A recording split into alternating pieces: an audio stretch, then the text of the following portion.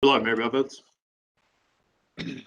Thank you, Mr. Clerk. I'd like to call this meeting to order and welcome to everyone to the 92nd meeting of the 7th Council of the Municipality of South Dundas. We'll call on Clerk Robert for a roll call, please. Mayor Buffett. Present. Deputy Mayor Gardner. Here. Councillor Lewis. Here. Councillor Mellon. Here. Councillor Wells. Here. CAO Garrity.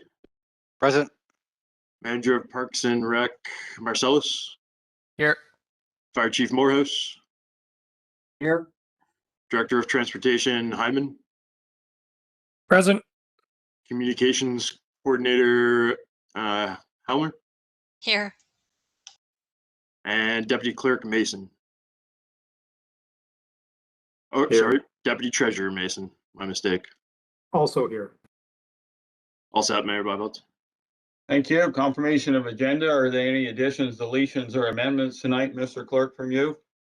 We do have two amendments right now. We have one addition, a closed session to discuss personal matters about identifiable individual, staff. And we also have one addition, item 9C, move to discussion. Okay, so 9C will become 10F, and then is there anything else from any other member of council at this time? I have a letter that I'd like to read it as 10G. It concerns the air quality water tower and the ongoing debate surrounding it. Okay, thank you. Anything further? Seeing none, well, any disclosure of pecuniary interest and general nature thereof this evening? Okay, the adoption of minutes from the June 14th regular council meeting, please. Moved by Deputy Mayor Gardner, seconded by Councillor Wells, that the minutes of the 91st regular and in-camera meetings of council be adopted as circulated. Any discussion on the minutes? Seeing none, all heard the motion. Those in favor? Opposed, if any, motion carries. We'll move on to delegations. Tonight we have two delegations. Our first one is from our MP, Eric Duncan. He will bring us his update on federal initiatives and current issues that he is dealing with. So welcome, MP Duncan. Good evening, Mr. Mayor, Madam Deputy Mayor, and council members and staff. Good to see you all, albeit virtually. And this is one of my final presentations here locally. One of the things I'm trying to do is each year, last year being a little bit unique with COVID, but want to start this year of making sure I present and have the opportunity to give some updates at each council table at the upper and the local municipalities, and also make sure that we reach out to City of Cornwall and the newly elected, as of Saturday, Mohawk Council of Akwesasne. So I'll be meeting with the Grand Chief and the new council members in July to talk about some issues of a federal lens across the entire country and what it means in this case for South Dundas on some of the issues. I apologize to the mayor and deputy mayor. Much of this is repeated, but I do have a couple of specific updates for South Dundas. So I will share my screen here and get my technology to work.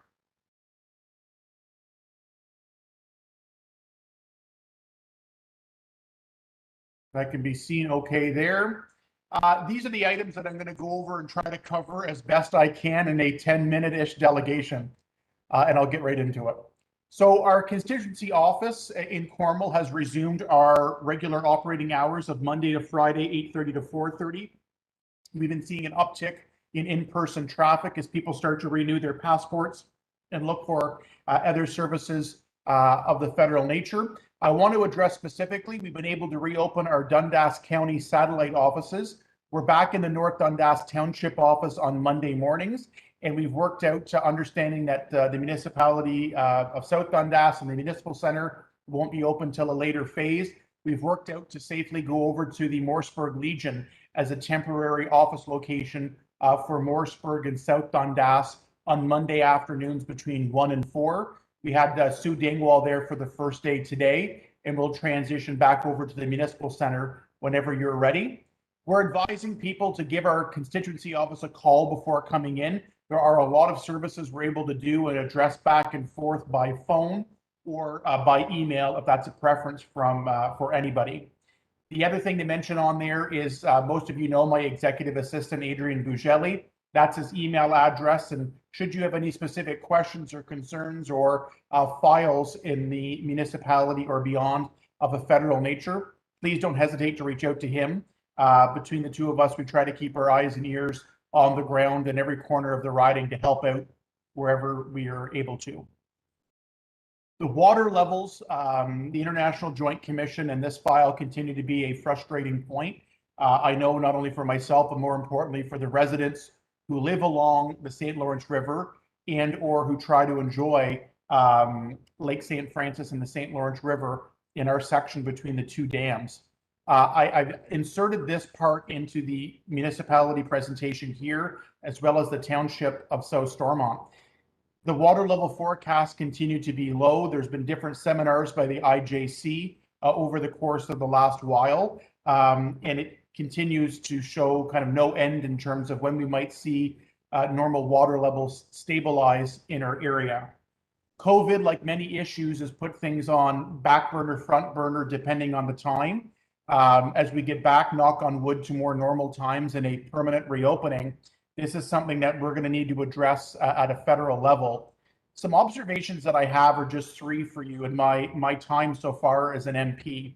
I'm quite surprised and I know frustrated, and I know this has been something that has been shared on both sides of the aisle, that's been shared at a provincial, federal, and municipal level, of the lack of Canadian coordination when it comes to the Great Lakes in water level issues around all the regions and provinces, states that it impacts, and even municipalities.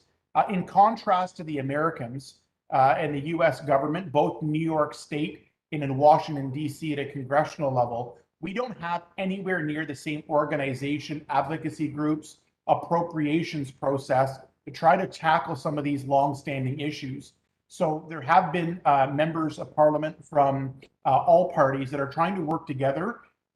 One avenue being through the Canada-US Interparliamentary Group, but trying to get more structure just built around advocacy and getting municipalities, provinces, and federal departments on the same page and speaking from the same songbook here and trying to get some issues advanced on this. The second thing, as I mentioned, is too many departments. There is Global Affairs that deals and manages the International Joint Commission. When it comes to the shipping and marine traffic, that's Transport Canada. When it comes to the infrastructure that it takes for the navigation of the waterway, that is Government Works and Public Services and Government Works. The Ministry of the Environment and Climate Change gets involved with it. Public safety is involved, both from an emergency planning perspective of low or in many cases high water levels, and also because the waterway is shared as a land border. And then you also get into the Ministry of Fisheries and Oceans. My bottom line is we play ping pong all the time and trying to address some of these issues. Oh no, that's not us, that's Transport Canada. Oh no, that's IJC or Global Affairs. No, that's Public Works and Government Services. And it's been very frustrating to say the least. And the last thing I note on this as an observation to date as well is the lack of capital improvements that have happened in the Great Lakes, but more importantly, when you get into the St. Lawrence River and Lake St. Francis. I compare this of the flooding project coincided nearly with the creation of the 401. Over the time of the 401, we've replaced bridges, we've widened certain aspects, we've added exits, and we've built the 401 to resemble the increased traffic and traffic flow along there. We've not seen the same thing with the St. Lawrence River. There are more ships than ever before. They are larger than ever before, yet we've not seen the channeling and some of the capital improvements to be made along the waterway that I believe could help out a little bit and certainly alleviating some of the concerns or the water levels issues, shipping traffic being able to get through and so forth. So I wish I had a better update for you on this. One of the small short-term things we're working on doing is communicating with local residents on this project or on this issue, and different projects go on. But this is something that I know I've been working across the aisle on, and both sides have been frustrated in terms of party, in terms of being able to see any meaningful movement on this. Cell and internet service in the EORN project is another priority that I've been working on in asking questions in the House of Commons the last few weeks. I'll be having a bit more to say of that through some media releases later this week, early next week. There is bipartisan support, as there always has been, for the Warden's Caucus and Regional Network project in Eastern Ontario, specifically now for the GIG project to get up to that standard of offering that to, I believe it's a 95 or 96% of homes in rural Eastern Ontario. There's two issues that are coming with this. Even though there's a universal broadband fund, the EORN has been told, and the Warden's Caucus has been told that this project does not fit into that envelope of federal funding, which is very frustrating. Have a universal broadband fund that wants to improve internet service in rural areas. We have a project that meets it and they can't qualify for it. It's about a $1.6 billion project. It would massively improve the service levels. And we've been stuck in sputtering for about 4 or 5 months now of even being allowed to apply to any sort of program for service improvement dollars. So we've been pushing and pressuring on that. The other thing which I've said before, and this was going back as a mayor and as a candidate and now as an MP, is that the timelines need to improve. There will be no shortage of dollars from every political party and every level of government to tackle this problem. But a fundamental problem that we have to address as government is the time and speed in which it takes to get these projects going. To go from concept to conceptual plans, to finalizing a proposal, to finding a program to apply for, to applying for that program, to having it reviewed and a decision made, to an announcement being made, to the legal agreement being signed, to shovel in the ground and a switch turning on is numerous years. And if I were to go out right now to a rural Williamsburg resident and say, well, don't worry, we have a plan to improve internet service across Canada by 2029, I don't think people will be very happy with that, whether they be in Williamsburg, Princeton, or in Riverside Heights. So we've got to not just look at the dollars, that's one thing, making sure they qualify, but also making sure the timelines are drastically cut down so people can see tangible improvements in internet service in months or a couple of years, not several years away. Via rail, and I'm cognizant of the geography with South Dundas. When I was a resident in Winchester and South Mountain, I used the Brockville Via station many times. Now being primarily out of Cornwall, I use the Cornwall station more. But there's been a lot of concern recently, and it impacts our region when the VIA is looking at a high frequency rail project between the Quebec City, Toronto corridor, and even down further west past Toronto. This is not high speed rail, this is high frequency rail. And what they're looking at is a dedicated line from Quebec City to Montreal and actually going up through Ottawa and then through a new dedicated line that VIA owns to Peterborough and to Toronto. And they're hoping that numerous trains a day through that dedicated line will improve service between that corridor.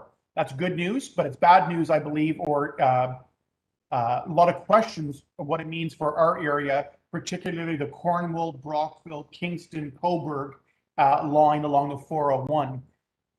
We're getting assurances that there won't be service impacts, but we haven't seen those details yet. And along with Cornwall City Council, and I know various mayors in the region want to get more questions answered from VIA before we see this proceed. I show the picture of the VIA station there. If you look at other stations along the 401, going to Toronto and even back to Montreal the other way, the stations have seen numerous upgrades and improvements over the years. We have not seen, if at all any, very little investment in the Cornwall station, and that continues to be worrisome. So that's an issue that I'm working on, cognizant that residents of South Dundas, depending on what direction they're going, would use either Cornwall or Brockville. But this is something that I believe more than ever, especially with bus service being drastically reduced, intercity bus service reduced with Greyhound and other options, we need a good, reasonable, and timely VIA rail schedule for our area. I want to thank Council. I believe you are one of the many municipalities in our area that provided support for the 3-digit national suicide hotline. I will just say this, that we need to not only have an easy and quick number to contact when somebody's in a mental health crisis, we need to back that up with more frontline supports for mental health. Unfortunately, I've written too many cards to family members recently that have lost a loved one to suicide in our area.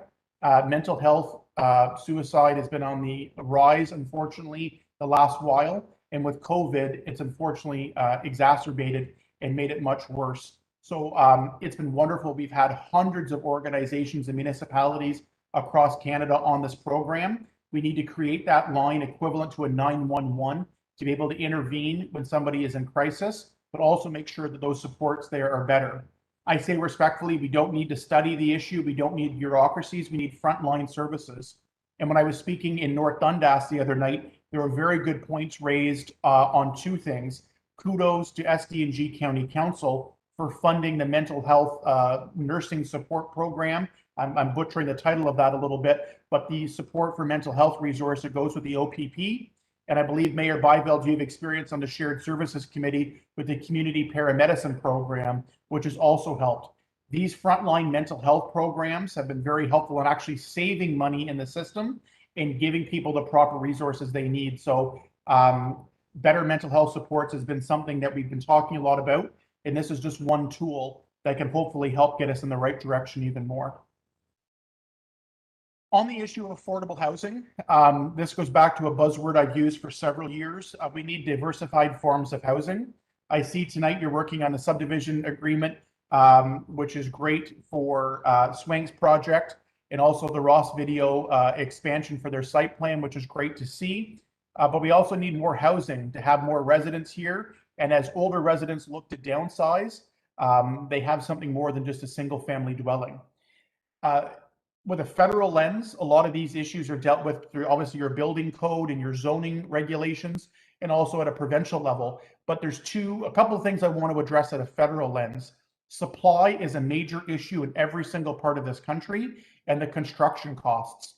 Although lumber has come down from its drastic increase, construction costs are still well above inflation levels, and that just adds to an already difficult affordable housing situation. I show this photo, it's a Google stock photo that I took of a multi-res building. And what we're finding more and more now is that developers are looking for these types of buildings, if they are building them, as selling them as condos and not having them for market rental housing. We have nowhere near enough rental housing options. And one of the things that we need to do here at a federal level is to tackle tax incentives. One of those could be is removing the GST on purpose-built market rental housing to get developers interested in reinvesting as these types of properties being viable again. They're getting a much quicker return on investment when they sell them as condos. They can wash their hands and walk away from it, as opposed to being in the rental business. And we have to make sure we're creating incentives for people and developers to develop market rental housing. The other issue at a federal level, there's two of them that kind of coincide with each other, is we need to look at a temporary freeze of non-resident foreign buyers. This is largely happening in urban centers, but that is rippling out to our communities, suburban, rural, and smaller communities like South Dundas, and even in the land business, we are seeing non-resident buyers into this. It is being used as investment tools, which is not helpful for people with supply and affordability. And secondly, I believe it coincides into, frankly, money laundering, which unfortunately Canada is becoming more and more known for around the world. We need to have more tools that crack down on money laundering. And I believe that will have some help with the supply and the cost of affordable housing in this country. So those with a federal lens are some specific things that we can do from Ottawa to help ease the burden on that. The last thing I want to mention is infrastructure funding. Part of my job, regardless of which side of the aisle I'm on, is to make sure that our area and our riding gets our fair share. And one of the things I think we need to work on is being smarter with how and when announcements are made for successful applications for infrastructure projects. I show the picture here on the screen of the Charlene Arena, which is going to be going undergoing a replacement floor replacement program, not this year, but next year. And what's happening is that, again, I go back to broadband. There will be no shortage of billions of dollars being advocated for infrastructure. The issue is a timely delivery and an announcement of successful projects. So in South Dundas with the roundabout and landscaping project, there was a timeline where it was received mid-season last year or late last year. When they went to RFP, it was late in the season. It was astronomically over budget, and I believe that timeliness happened. What I'm saying is it doesn't cost the federal government anything, and this has been a challenge of governments past and present at a federal and provincial level, that if an infrastructure program is to be developed, applications should go out in the summer and closed in the summer. They should be reviewed, and a decision should be made to the municipality in late fall. That allows you as a municipality to do two things better. Incorporate that project into your municipal budget for the following year and allow your staff to prepare the RFP and get it out over the winter months when you have more competition and better price points for it. Then when spring comes and shovels can hit the ground, that project is ready to go. It's in your budget. There's competitive bids and you can go ahead with that. We're not seeing that now. And frankly, I think it's costing us money when projects are getting RFP'd later into the year, prices are higher, it's being spread out over multiple years or delayed because of the timeliness of it. It's not helping anybody. The last thing on infrastructure is the Enabling Accessibility Fund and the New Horizon for Seniors. Those are two long-standing programs, and we encourage municipalities and our local partners to apply for those. If you do apply, the timelines are different parts of the year. Always put a project in for these. You never know when you're going to get them, and you don't know unless you apply, or don't get them if you don't apply. If you are applying, please contact my office and Adrian. We're happy to give a letter of support and to follow up on those projects. The last thing before I get to questions or comments, I'll stop my screen share, is just to give you a verbal update while I am here with my MP hat off and my volunteer hat on with the Iroquois Cenotaph project. Very grateful on behalf of our committee, including Councillor Mellon, to have council support on this. I believe an update will be going or has been going to council lately. We are going to move the construction of the project until spring 2022. That just allows our fundraising to ramp up. It's better for the contractors. And also with the Veterans Affairs timeline, they've changed the application to a fall-based application. We'll get an application in on there. There's been wonderful support from the village and the area on this, including the support from the local Legion branch, and we're excited to get moving forward on that. So stay tuned to later in the summer, early in the fall. We're going to be doing some fundraising events. We'll be doing the brick program, and then if all goes well in line, a shovel in the ground in Iroquois at the Civic Center in spring of 2022. So with that, I'll turn it to you, Mr. Mayor, and happy to take any questions or comments from members of council or staff. Thank you, MP and volunteer Duncan. On that, I will admit that is our first update we've had on the Cenotaph project since you came to us, and I appreciate that. The update is certainly helpful, and it makes a lot of logical sense to wait till next year now that construction season is well started, and as you and everyone else knows, has gotten a lot busier than anybody has ever imagined. So with that, I'll turn it to council for questions or comments. Deputy Mayor Gardner, please. I have no questions, but thank you, MP Duncan and volunteer Duncan, for making your presentation today. Good to see you. Thank you. Councillor Wells. Yeah, thanks, Eric. A very, very excellent report. I have a few comments about being a ex-voter, I should say now. Like, So Wells, make sure you're speaking at your computer. Is kind of getting in and out when you start wandering around a bit. Sorry. can you hear me now? Good. Yeah, Yeah. speak at it, please. Thank you. So anyways, going back to the water levels we have, and we've had several meetings, but other meetings with the water and stuff and that. Does the U.S. or do they have any concerns about like their communities along? Like I know most of the Great Lakes are up to us. They do have a share in them, but are they? What's their take on this? Like, are they advocating like going to say like what's going on here? Like because there is an issue. Like a lot of people from in between, like you said, Cornwall and Iroquois, they can't enjoy this river, and you're spending all this money and taxes, and you don't pay big taxes because you're on the water, and no one has the use of it. And in your report, you said it doesn't look like it's gonna go much, get any better in any time. Like I don't. Basically, my question is, like, is the state as concerned as we are, or they're just? So, to address that, so one of the things I've found from my challenge in our area, we are the exception, not the norm, when it comes to water level issues. Where we face astronomically low water levels, many other parts of the system further up face high water levels. So I don't mean it in a joking manner, but kind of sarcastically, I've had a lot of colleagues from all sides say, we got some water we can give you. So in the US side, it's the same thing. A lot of the communities and advocates or MPs that are there are dealing with very high water levels. They've seen their shorelines get eroded and wiped out, and massive flooding happen. We're kind of the exception where we're saying we have low water levels, and the reason why the water is being taken off, or it's lower in our section, for lack of a better scientific word, is the section of trying to get as much water off the Great Lakes as possible. So for us, even with the US, it's our section between Iroquois and Cornwall that's generally dealing with low water levels most of the time. They're now dropping in other parts right now, but the attention or the issues have been communities dealing with flooding for the third time. I think of the Toronto Islands for an example. They've been flooded out 2 of the last 3 or 4 years at tens of millions of dollars worth of damage.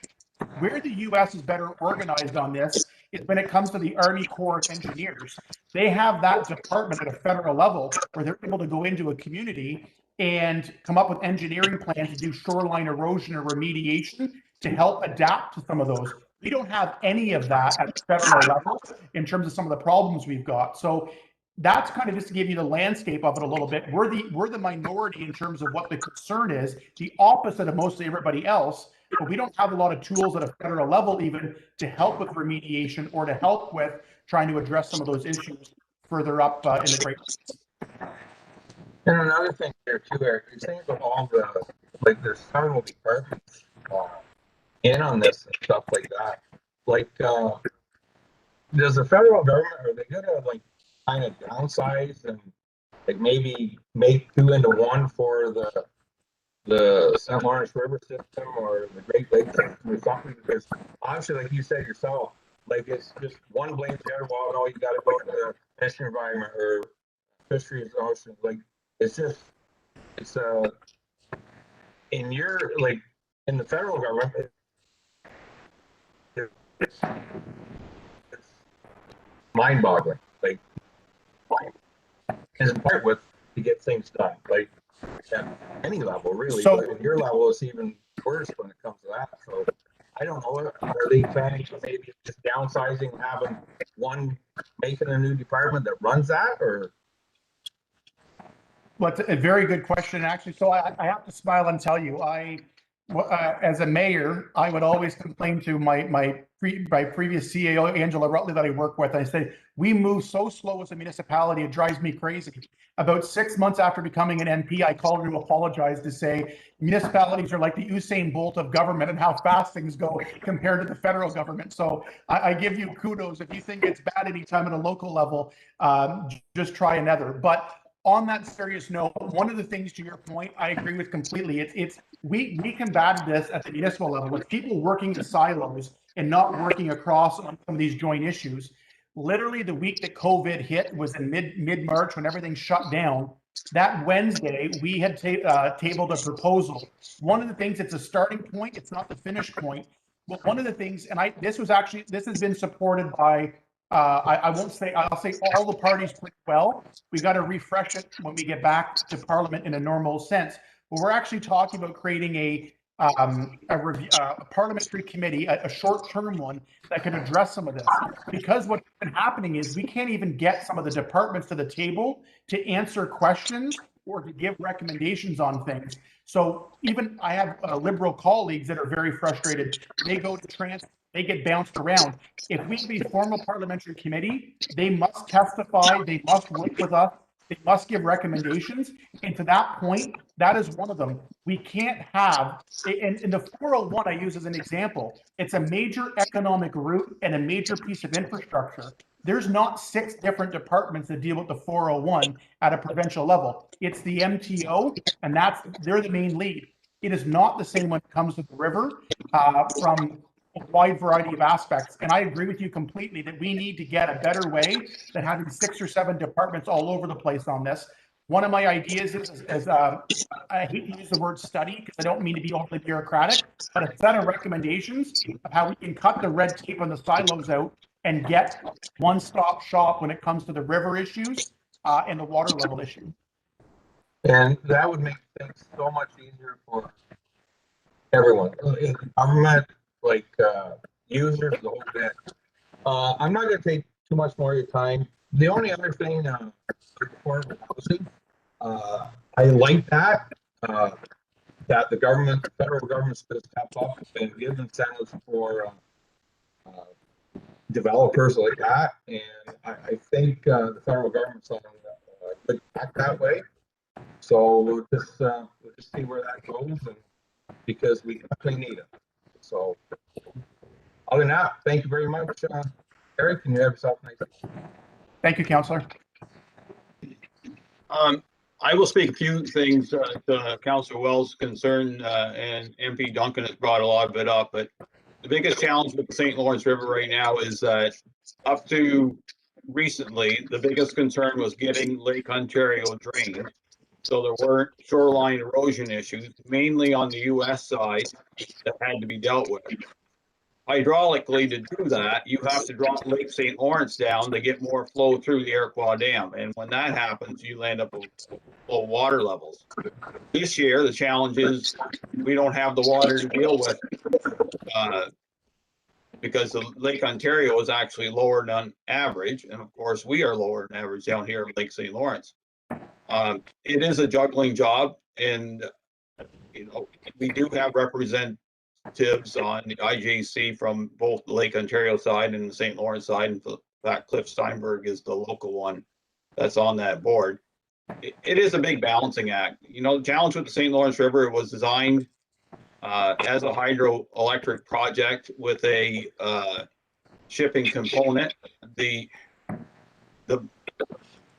recreational component is basically on top of those. So as much as they'd like to keep recreation happy, the challenge is they got to have the water to do it, and they got to deal with shipping and hydroelectric. So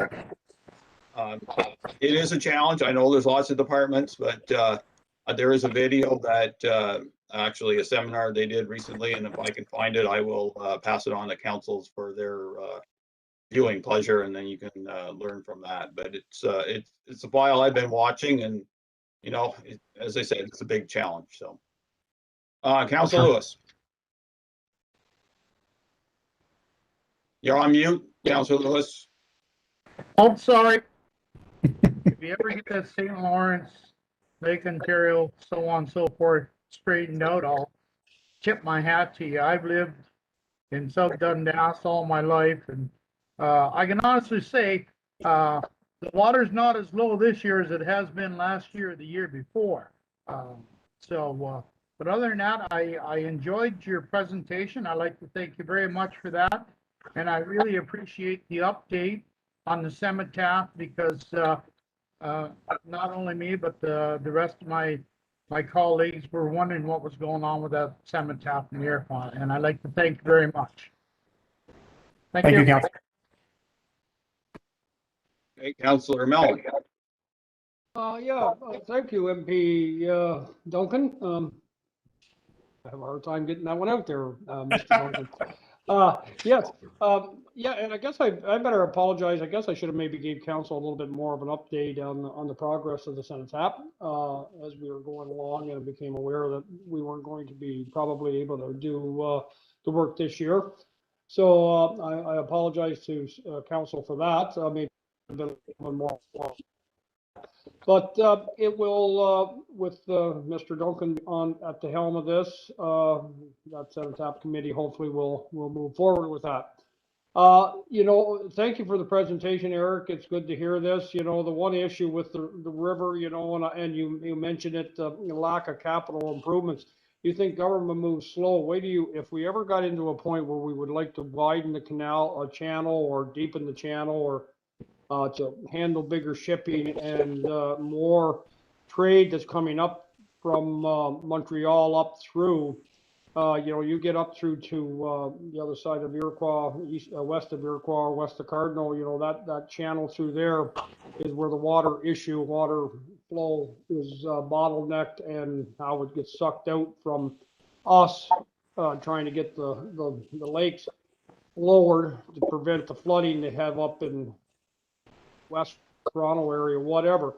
But if we ever get into a situation where we would like to see, you know, that channel widened, hopefully they get started soon, so maybe I'll be able to see it someday in my lifetime, because the way government moves and all the hoops and hurdles that would have to go through, I think it's probably something that needs to be done, or maybe needs to be looked at, or at least, but be interested to see where that goes. Anyways, thank you for the presentation, Mr. Duncan. I appreciate it. It's good to see you and talk to you again. You as well, Councillor. Thanks. So with that, Eric, I'd like to thank you for coming to council and giving us an update on your current issues and the issues you're working on our behalf.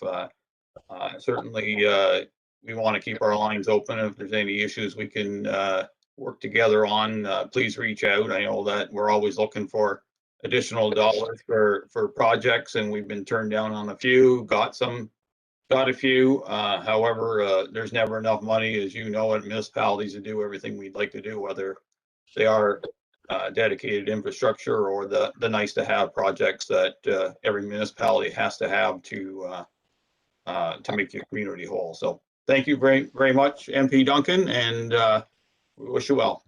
Thank you. All the best for the rest of your meeting. Take care, everybody. Thank you. Next delegation is Ann Banford and Pierre Racine from the Friends of the Forward House to give us an update on their project. Okay, can you hear us? Yes, we can. Okay. Go ahead, Stephen. Welcome to council. Okay, thank you. Mayor Stephen Bivels, Deputy Mayor Kirsten Gardner, Councillors Don Lewis, Archie Mellon, Lloyd Wells, and staff. Thank you very much for having us this evening. We're just going to go ahead and touch base on a few of the things. The letter that we had in the paper kind of goes over what we've done, what we've tried to do. The first thing we did was to receive our charitable status. So that makes us able to give out tax receipts if necessary.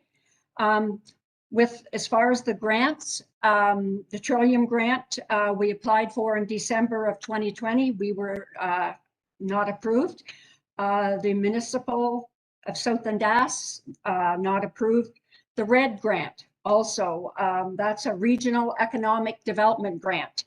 And we applied for that and we were denied that. The Healthy Community Initiative Foundation, we applied in March of 21 and it was also denied.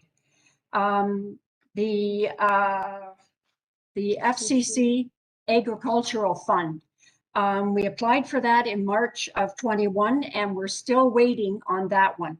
And that one was one for $25,000. The Canadian Steamship Lines is another one that we put in for, and that is still pending. We're to the point, I guess, where when these grants, these two that we're waiting for come back, if things don't work out for those two, then I guess what we say is that Forward House will go back into the hands of South Dundas. The one thing I'd like to say is that once it's gone forever. COVID has played a very, very big part with what we've tried to do and with everything in this world kind of thing. We were wondering, we had a question that we were wondering about the dehumidifier, which we purchased last year, and we wondered if we should go ahead and start that back up into in the basement of Forward House. The one thing I'd like to say is that when we applied for grants, the one thing when it gets right down to the nitty gritty, they want to know financial. And when we sit there with about maybe $5,000–6,000 in our account, that kind of doesn't give a really positive perspective to the people that are looking after the grants. We feel that if Forward House, if the tourist information booth had been kind of set up in that building, it would have been a little easier, I think. We would have been able to start with that and then maybe work around that and maybe apply for grants to do renovations to Forward House. But that didn't happen. So anyhow, that's kind of it in a nutshell, I think. Does anyone have any questions for us?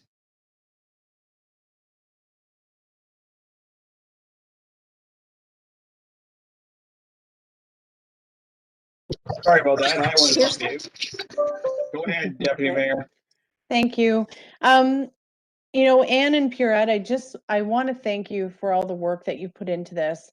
I know that you guys have spent a ton of time learning how to navigate this. I know that the charitable status paperwork is quite involved. And I want to applaud your efforts. Regardless of outcome, you have been cheerleaders for your community and cheerleaders for heritage in South Dundas.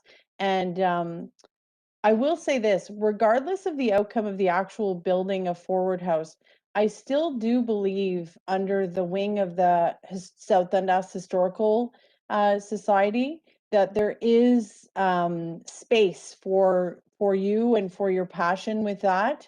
And I'm wondering if I mean, perhaps it's too soon, but if the Forward House is not successful, I'm just going to plant a seed. I don't expect an answer, but I do believe that there is space for promotion of South Dundas's heritage.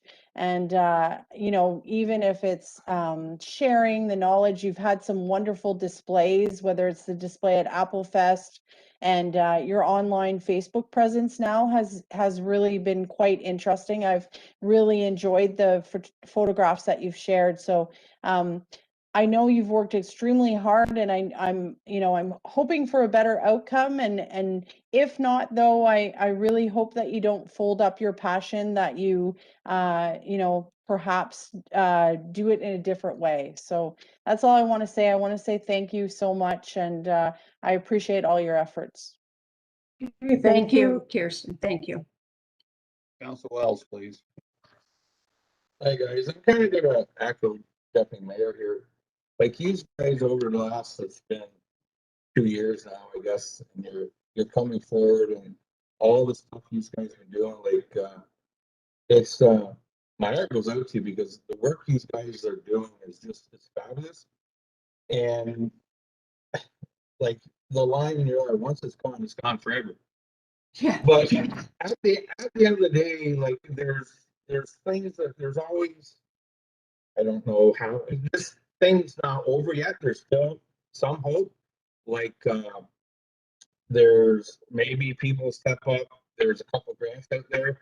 Like it's not over yet, but well, we can just figure out. Well, but to be honest with you, we've had no one, absolutely no one come forward to give us a hand, to give us any guidance, any money amount, anything. So, if people are interested, boy, we haven't seen them.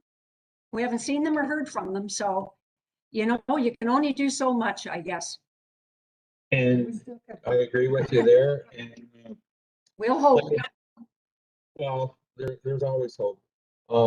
Like I said, I'm just, you guys did a tremendous job. And like I said, it's not over yet. There's maybe a light at the end of the tunnel. As far as the dehumidifier, I don't know why that's not even an issue, why it's not plugged in and going, because we said before, like last year when you bought it, just plug it in. So I don't think anyone in council would have any problems having it plugged in till, especially in this hot weather, just to get the humidity out of the basement. So on that note, I'm good with that. Like, get a couple in there and keep it dry, and so then we'll go from we'll see what happens, and we'll go from there. And just again, I just want to thank you guys for all the work you've done here so far. Thank you. Thank you, Lloyd. Thank you. Councilor Lewis, please. Ladies, I have to say kudos to you. I've known that you have put countless hours into this project. And I can't believe the people that supported you with the forward house has not stepped forward. But, you know, it's not over until it's over. So let's hope and pray that something good comes out of this. And be patient, because things could happen. But I'd like to thank you for your time, your hours to use in your committee. Thank you very much. Thank you. Thank you. Councilor Mellon. Yes, thank you, ladies. I guess regardless of what the outcome is for your last two applications that are still pending for funding applications, it hasn't been from a lack of effort by yourselves and the committee over the last year and a half or whatever it's been.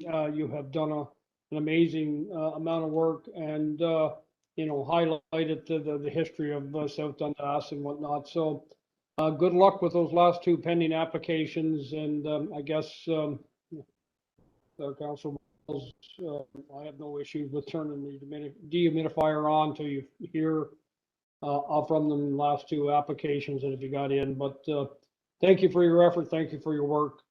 And good luck. Thanks, Archie. Thank you. And I'd like to echo the feelings of council. I do thank you, you and your committee's efforts to try to do something in the forward house. We were all behind the project at the beginning, but we all have to be realistic about it in the end. Hopefully, between the letter you had in the paper and this presentation, that it spurs some thoughts out in our community. If there's a passion for it, it'll come out. And as the rest of them said, you still have some grants pending out there, and if something happens, then it'll be the start of the ball rolling. If not, I guess that's something that you will have to decide, I think, by the end of this year, and we'll see where we go forward. I don't think you're ready to give up yet, and I hope not, but I still encourage you to continue on working and see what the outcome is by the end of 2021. Okay, thank you. Thank you, Stephen. For sure, Thank you. COVID didn't help us at all. That's. No, one I big understand factor. that.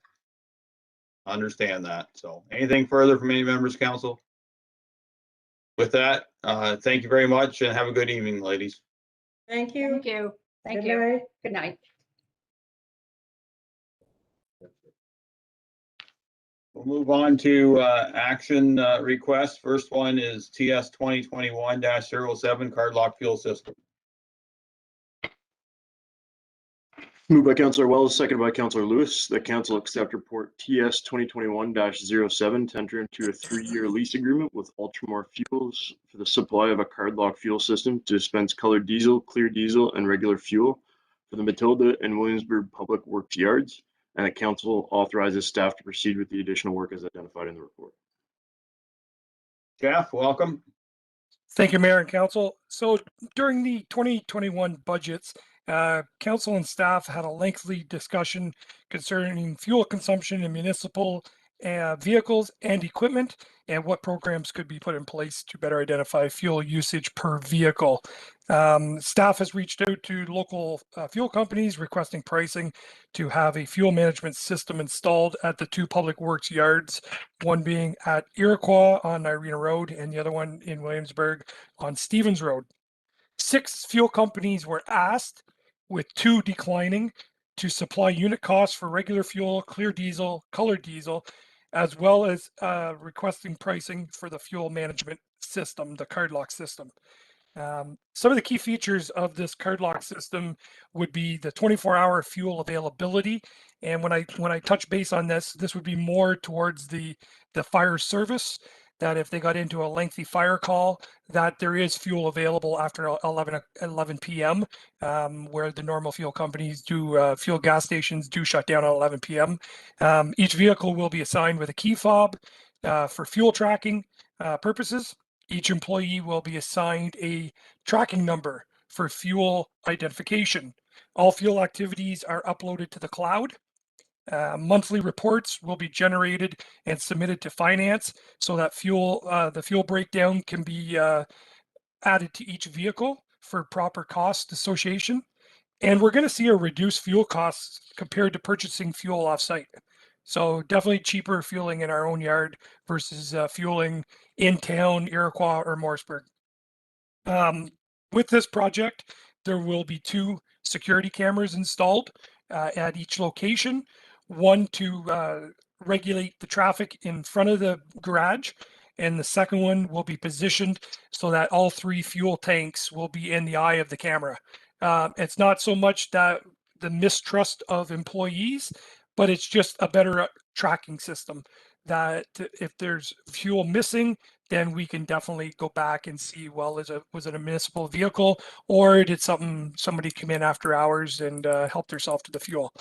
There is some budget implications with this fuel system. The initial cost is free with Ultramar. It's a 3-year lease agreement. They supply the fuel, the tanks. We purchase the fuel.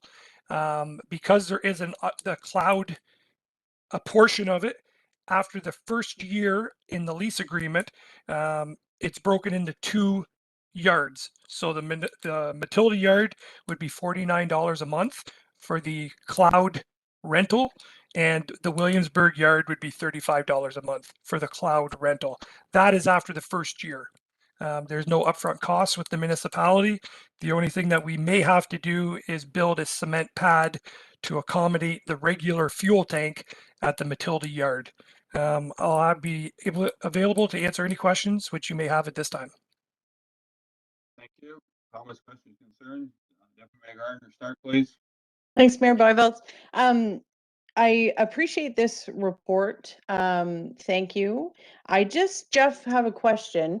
You mentioned about a regular submitting it to the clerk or whatever. Will you have random audits? Like, and I'm only asking because I've gone through this process before in a prior life, and had security, had everything, but sometimes you just have to do kind of random checking and of those video cameras and that type of thing. And this is not a reflection on what I think about anybody. Just so the public has faith in the dispensing of the fuel, will there be like a protocol or a policy or something that's associated, since this is new to the municipality? Through you, Mr. Mayor, most definitely, Deputy Mayor Gardner. This will be a learning curve for myself. We've never had this type of system. So yes, we'll be regularly monitoring the cameras. We'll be regularly doing reports so I can track, fuel in versus fuel out. So we could try to keep a better, close net look at the fuel consumption with our equipment as well as with our vehicles. But yes, definitely, like I said, this is a learning curve for all of us. So I think we're moving in the right direction with it. Go ahead. Yeah. Okay. Yeah. And it's interesting. A lot of times as you learn, Jeff, with this, you may find that you may have to just counter cross it with some of the other systems you have in place, whether it's a GPS system or that type of thing, just to match the two. And again, my comment is not a reflection on staff, just it just breeds trust from our residents. So thank you. Council Wells. Thank you, Mayor. Jeff, I think it's an excellent report. I think this should have been done before us, like going back years ago. Myself, I've always had a system here that accounted for all the fuel that went out of my shop.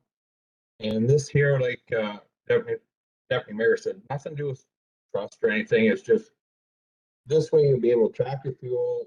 Everyone, like it's just a good way to do it. It's good business, and I think we should run this municipality like a business. And the prices, like you said, the prices. I'm looking at your prices you get from Altamar. You're getting good prices. So no, I just want to thank you for the good report.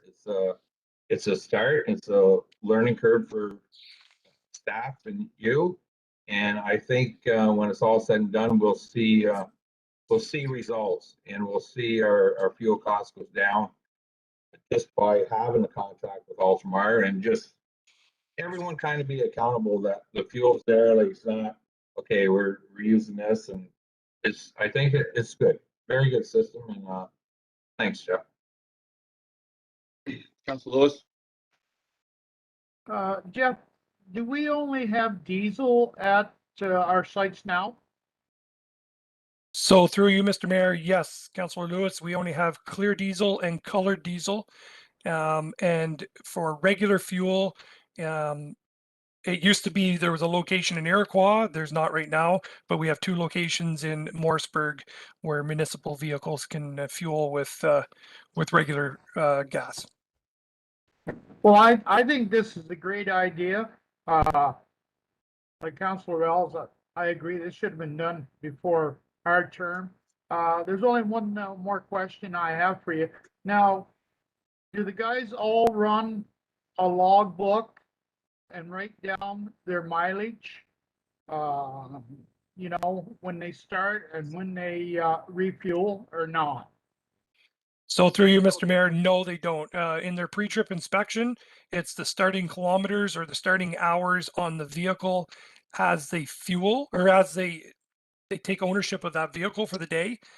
With this card lock system that we're introducing, when they swipe the key fob, excuse me, that initiates the vehicle as an ID number, and then each employee will have to enter in an ID number so that we know who the person is, and then they're going to enter the kilometers or the hours on that said vehicle when they fuel. So there's going to be a 3-part process: vehicle ID, employee ID, and the kilometers or hours on the vehicle. No, that's good. Thank you very much. They're the only 2 questions I had.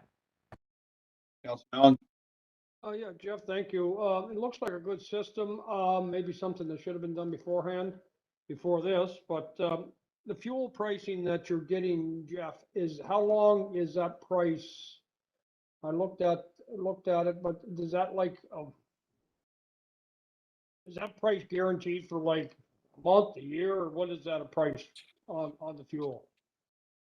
So through you, Mr. Mayor, the lock pricing is available, and that will be on an annual basis for the year, revisited annually. So we'll be having it. We'll have that price for the year. Come November, December, we'll sit down with the fuel company and we'll revisit a new price for the next upcoming year. Okay, thank you. And can you maybe explain why the discrepancy on the data chart for Matilda Yard and Williamsburg Yard, $49 a month on Matilda and $35 a month on Williamsburg, and also on the security camera? There's a difference in Matilda, like 1,500 compared to 1,000 for Williamsburg. Well, why the discrepancy? So through you, Mr. Mayor, so the first charge for the charge will kick in after the first year. So through you, Mr. Mayor, sorry, Councillor Mellon, I think I stepped on you there. The Matilda Yard with the $49 a month, we're almost getting a kickback because there's a second yard. So that's why it's $35 a month, equaling 97 for a month for the whole kit and caboodle type of thing. He broke it. That's how I take it, that he's kind of giving you a little deal because there's a second location coming in. As far as the discrepancy in costs for the camera system, in Matilda, we have a coverall shed, and you can refer to it in Schedule B of the photos that I gave. We cannot attach a camera to the coverall shed through the fabric, just not possible. As soon as we put a hole in it, then that's promoting a rip and a tear. So what we need to do is at the south end of the coverall shed, we're going to fasten a pole, not a height, like almost like a 3-inch steel pole. We're going to leg it to the cement portion of the coverall shed, and then we're going to attach the camera to that. So there's a little extra work involved to get the camera installed versus the Williamsburg garage, where we can just attach the camera right to the building itself. So that's the only discrepancy in pricing. Okay, that makes sense. Thank you, Jeff. You know, there's, that little pole between the two tanks, I take it as a light pole, that can't be utilized? It could be, but then we got to get power out to it. So it's 6 of one and a half a dozen of the other. So yeah, whatever is you got to make sure you have good coverage for the area. You're going to have coverage on one tank, maybe not the other one. It's almost like any, well, whatever yeah, I just curious as to why the difference in the data, but if, as you've explained it, if, and the fuel. Okay, I'm good, Mayor Byvells. So Jeff, I'm good with the system. I think I'll leave it up to you and the rest of the staff to figure out how you're gonna make it work. And I think the data that it'll provide will be good information. It'll give us at least totals on what our equipment is costing us from a fuel point of view. And if there's any way we can find savings, then possibly we can do that. Question I do have though, because you had mentioned about the fuel pricing. So in the report, there's two options. There's locked in pricing for an annual, or there's pricing on market conditions. So where are you going right now? Because you had mentioned annual, and I might be a bit challenged with that. I can sit down with the fuel company, Mr. Mayor, and alongside with CL Garrity, and we could definitely have the conversation for what is going to be the best for the municipality moving forward. Is it the locked in, or is it the other based on market conditions?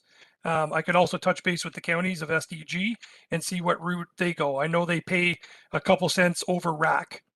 So that's a daily change. Whatever the daily rate is, it's a couple cents higher. So, and that would be your daily market. So are you looking for the security for the full year? Then the locked in price is the way to go. It's where's our comfort level? Well, if you had done that last March, I would have said we've all been geniuses, but if anybody asks me what the future of oil prices or future commodities going to do, we don't know. And that's a challenge in my books. It's, you know, if we lock it in today, and I've had some seriously bad luck where you lock it in today and wish you didn't do it tomorrow is sometimes rolling, I wouldn't say rolling the dice, but going with the market forces, but having a set charge over the market forces with Ultramar at least is fair to us and fair to them. In fact, the counties are actually at a minus right now on the rack rate. Don't ask me how they got that negotiated, but they do have that it is their deal. It's so whatever the price is that day, plus or minus, is what they get. It's pretty good, and they've had real good success with that instead of charging or getting a price on an annual basis. So I'm not sure where the rest of the council feels, but I'd be a bit challenged in locking in today unless I know for sure it's gonna go up tomorrow, so. Any comments from any member? Yes, Councilor Wells. Thank you, Mayor. I got a little different outlook than you do. Myself, I think it's better to, if you lock it in, like usually lock-ins is around July, like if you're talking propane or we're talking diesel and stuff, so it could be a little different. I think it's good as far as you're going annually. It's easier to budget for. We know exactly what we're spending. At the end, I agree with you. Like you lock it in, next day it goes down 3 cents. Well, it's kind of a gamble, but I think when you lock it in, at least you know what you're spending over the whole year. And I think and say if we locked in around budget time, then you're okay. We know what we're going to roughly spend. We can go back over the previous year, and we can be a little better business move there.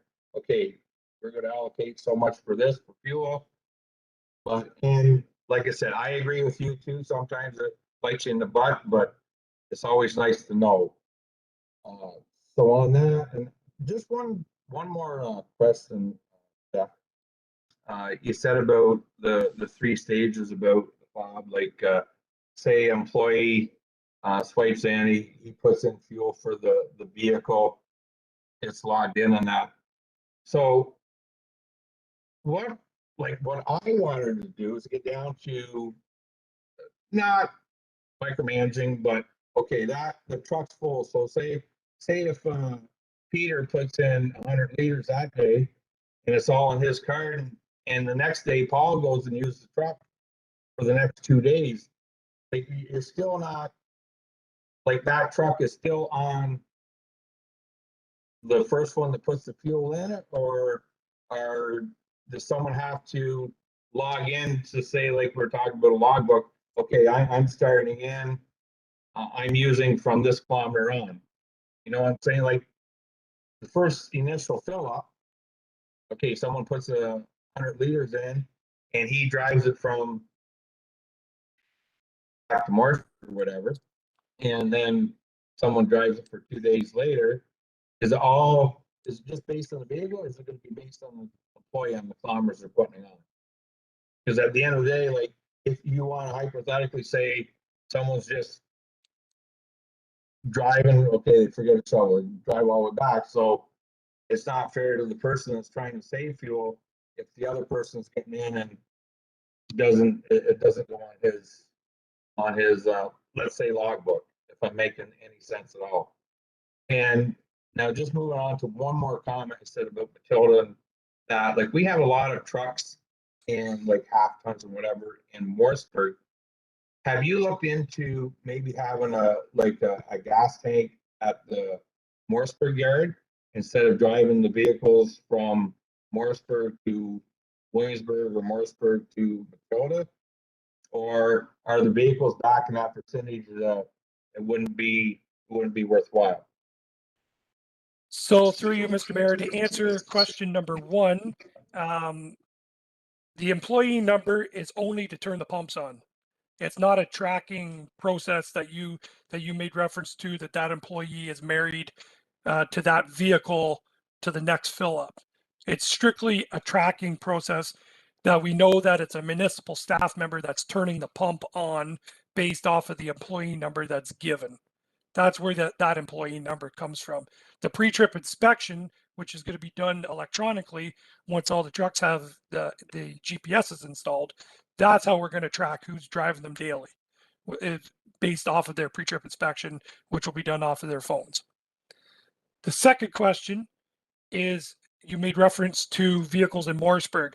So at the senior staff level, we've had discussions about this, and with bylaw services, recreation, and building and maintenance, they've all told me that they have to go to Matilda or they have to go to Williamsburg at some point in the day for their job. So if they get back to Williamsburg and decide that they need fuel, well, then they could just go to the Williamsburg garage and fuel up. Same thing is if they have to go to Iroquois, they could just scoot back to the Matilda shop and grab fuel. That's how we're doing. We're trying to keep fuel stations isolated without having tanks all over the place. It's kind of how I'm looking at doing it. Because if not, I'd have to go to a third card lock system to put in Morrisburg, which would be another additional cost.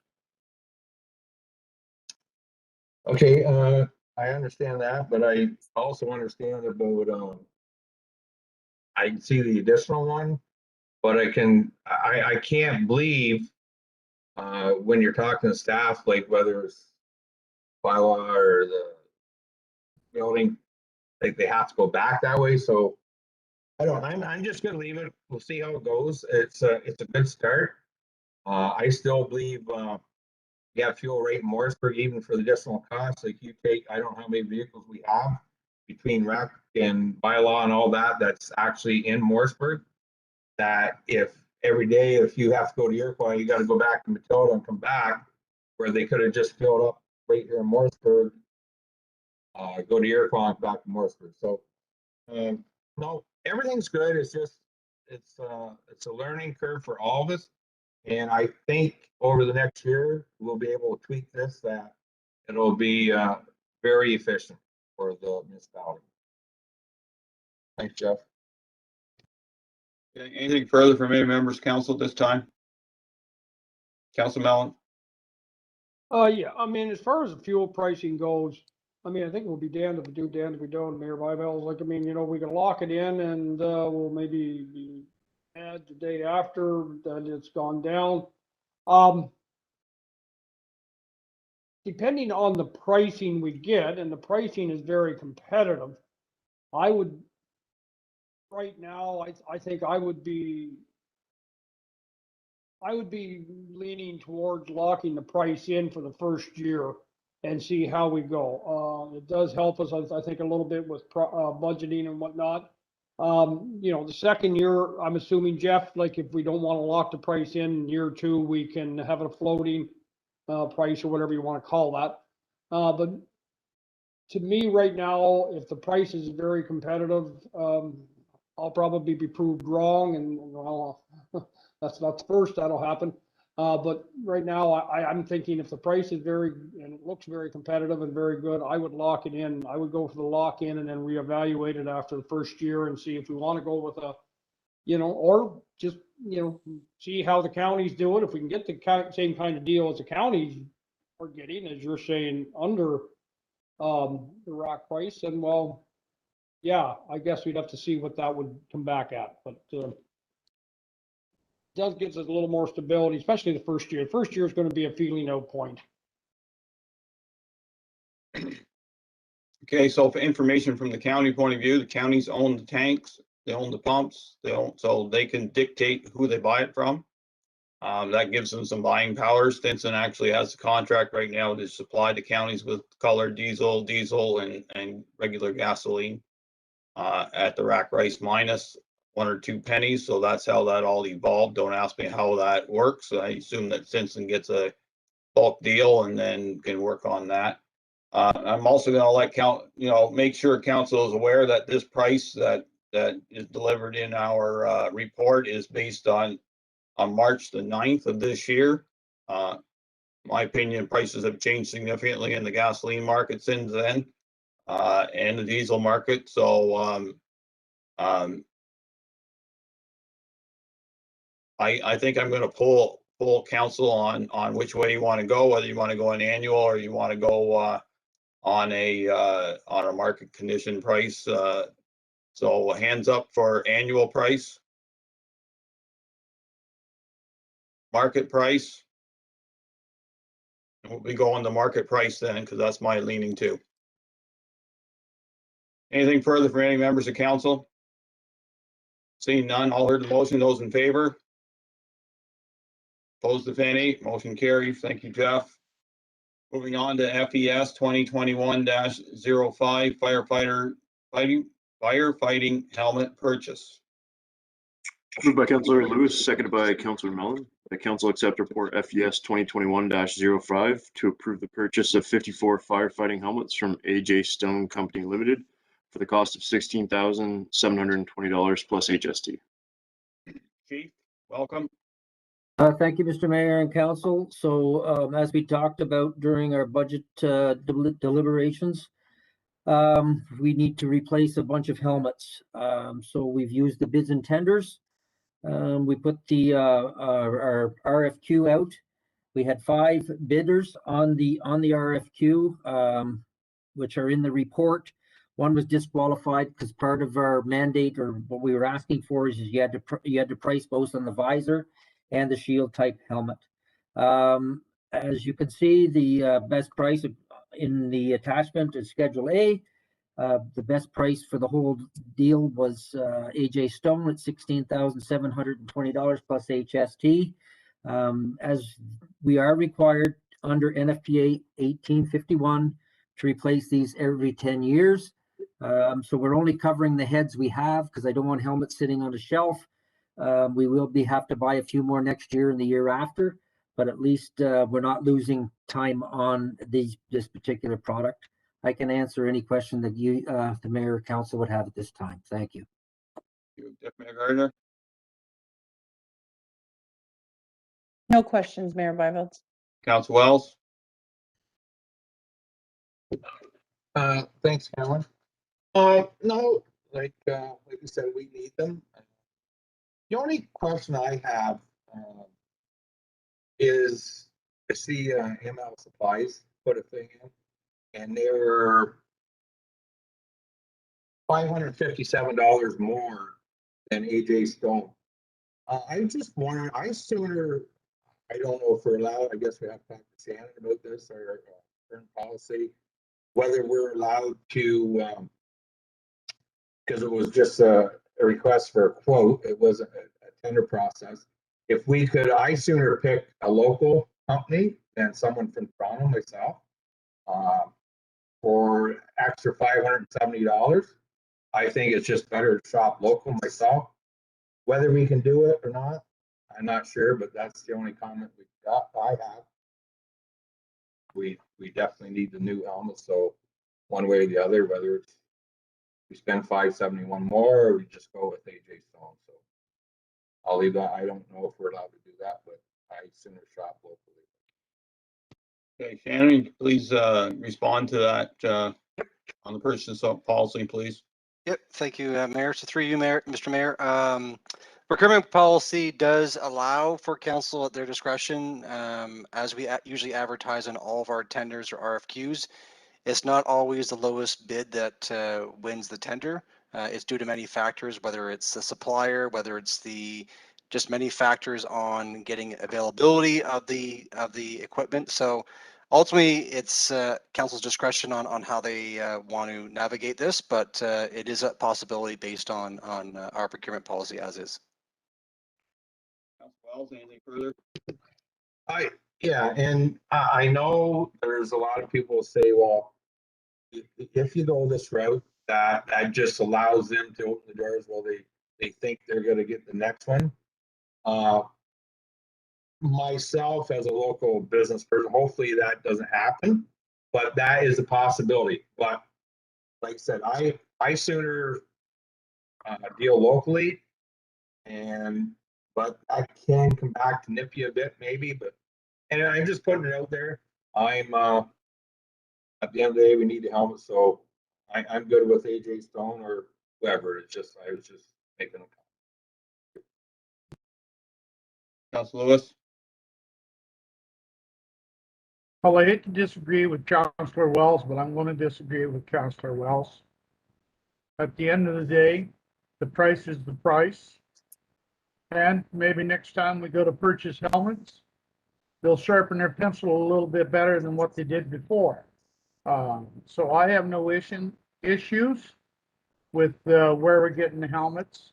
You know, it's you're the one that puts the bid in, and you lost this bid, so better luck next time. Thank you. Council Mellon.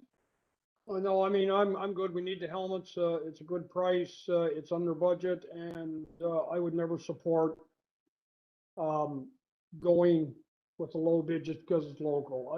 If you do that, you're setting yourself up that it's going to cost you more money in the long run. Trust me, I've seen it where if you start asking companies to put a bid in and we don't take their bid, we take one that's a few dollars or a couple $100 less, guess what? They won't put any bids in anymore and we'll be paying through the nose. And it's not fair and it's not a good tax. It's not fair to the taxpayers because I've seen it happen on my 10+ years where something like this has happened and you go local. It's nice to go local. Everybody has a chance at it, but it'll come back to haunt you and it'll come back to cost you more money in the long run because we'll be down to one bidder and nobody will put bids in on things because these things get out. So the tender is a tender. Whoever's low bid is low bid, and as far as I'm concerned, drive on. Okay, I'm good with it too. Anything further from any members of council? Seeing none, all heard the motion. Those in favor? Opposed, if any, motion carries. Next action request is FES 2021-06 bunker gear purchase. Moved by Councillor Mellon, seconded by Deputy Mayor Gardner, that council accept report FES 2021-06 to approve the purchase of bunker gear from AJ Stone Company Limited for the cost of $34,800 plus HST, included for 2021, and $22,600 plus HST for 2022. Thank you, Mr. Mayor and Council. So again, in the report, we went through the bids and tender process, had what is it, 10, I believe 10 bidders on this particular one, or 8 bidders on this particular one. We did get closing on 2 of them. I did include 2 years. I was trying to save us and see if we could save money on our second year. And I believe we have by doing it this way. And with council's permission, I probably will do it again in the future. To save money, and we know what the cost will be in this, for the next year's budget. So anyway, we have 2 bids before you tonight in the attachment.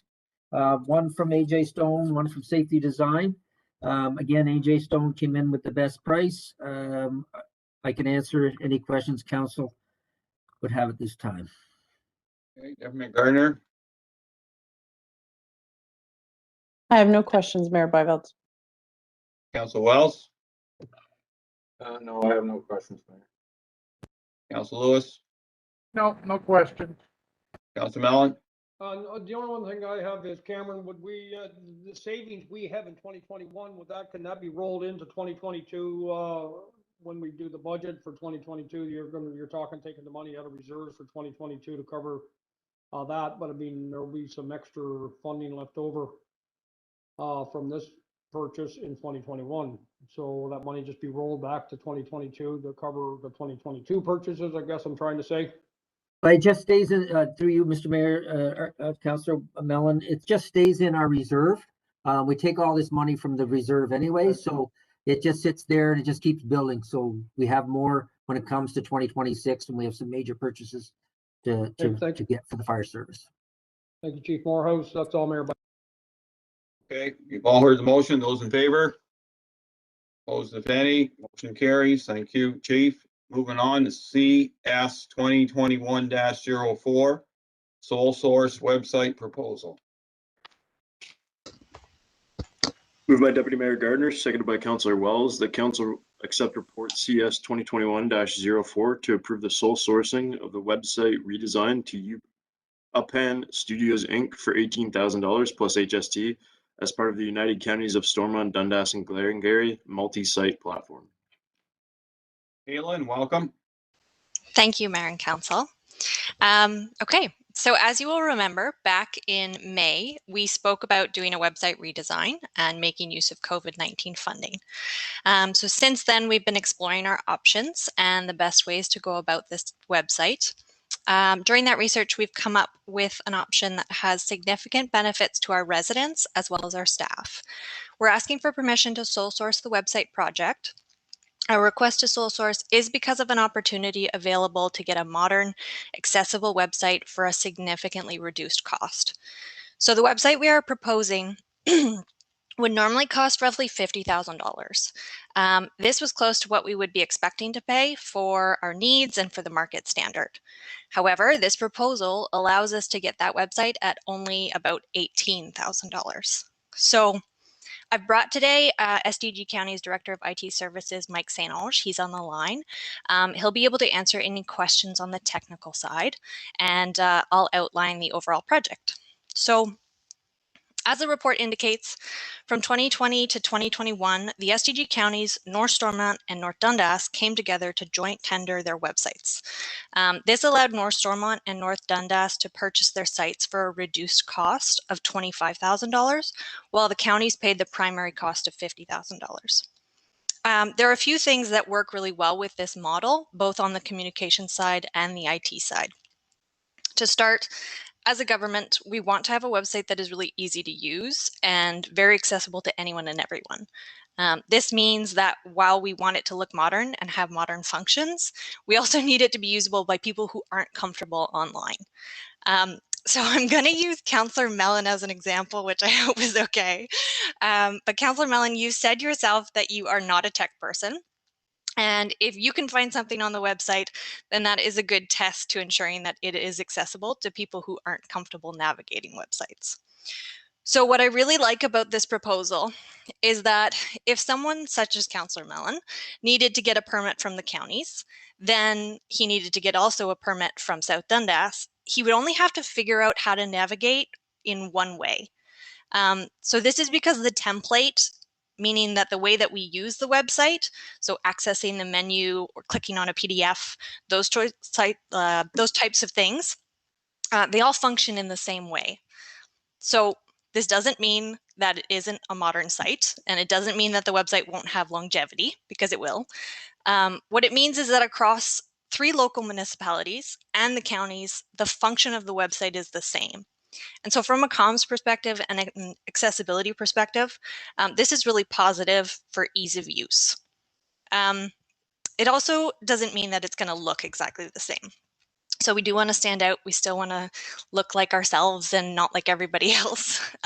So there's certainly going to be similar elements, but it will reflect South Dundas in our uniqueness, in our colors, our photos, and a little bit of the style that we can change there too, and the content. So if you are looking at the SDG County site, or you're looking at North Dundas or North Stormont, you have to think about it as in the background is the same. And when I mean that, I mean like function and those sorts of things, but all of the content gets changed to suit what we need. So it also doesn't mean that the counties owns the site. What we're doing basically here is we are being granted permission to use the templates, which is why we get that reduced cost, because the developer doesn't have to rebuild these from scratch. And that's what takes up a lot of time when it comes to web development. So it's completely autonomous to South Dundas. We're just part of a multi-site platform, which Mike can probably explain a little bit better later on, but it basically means that we're asking the counties to host the site and provide security and maintenance, and we get to sort of be part of this network, but we are autonomous, we are South Dundas, we own everything, and it's ours. So also, if we ever decided to go with a private company for our hosting or our security or maintenance, if we wanted to branch off, there's no penalty to do that. We can take it. It's our copyrighted and everything. So what's particularly nice about this also is that from the counties, the services that they're providing for hosting and everything is part of our current service agreement. So with a private company, we would be looking at about $200 to $300 monthly. And under this proposal, there's no additional cost. So we would actually be able to take that number out of the budget annually, which is nice. So I really believe that there's positive impacts for staff as well as the residents, and that's in connecting with the IT department is incredibly easy. So all of the sites in the multi-site platform will be updated together. They'll never have any concerns that the business hosting the site could go out of business because it's run by the IT at the counties. And so there's a reliability and an ease of use for staff on our side. which is really great.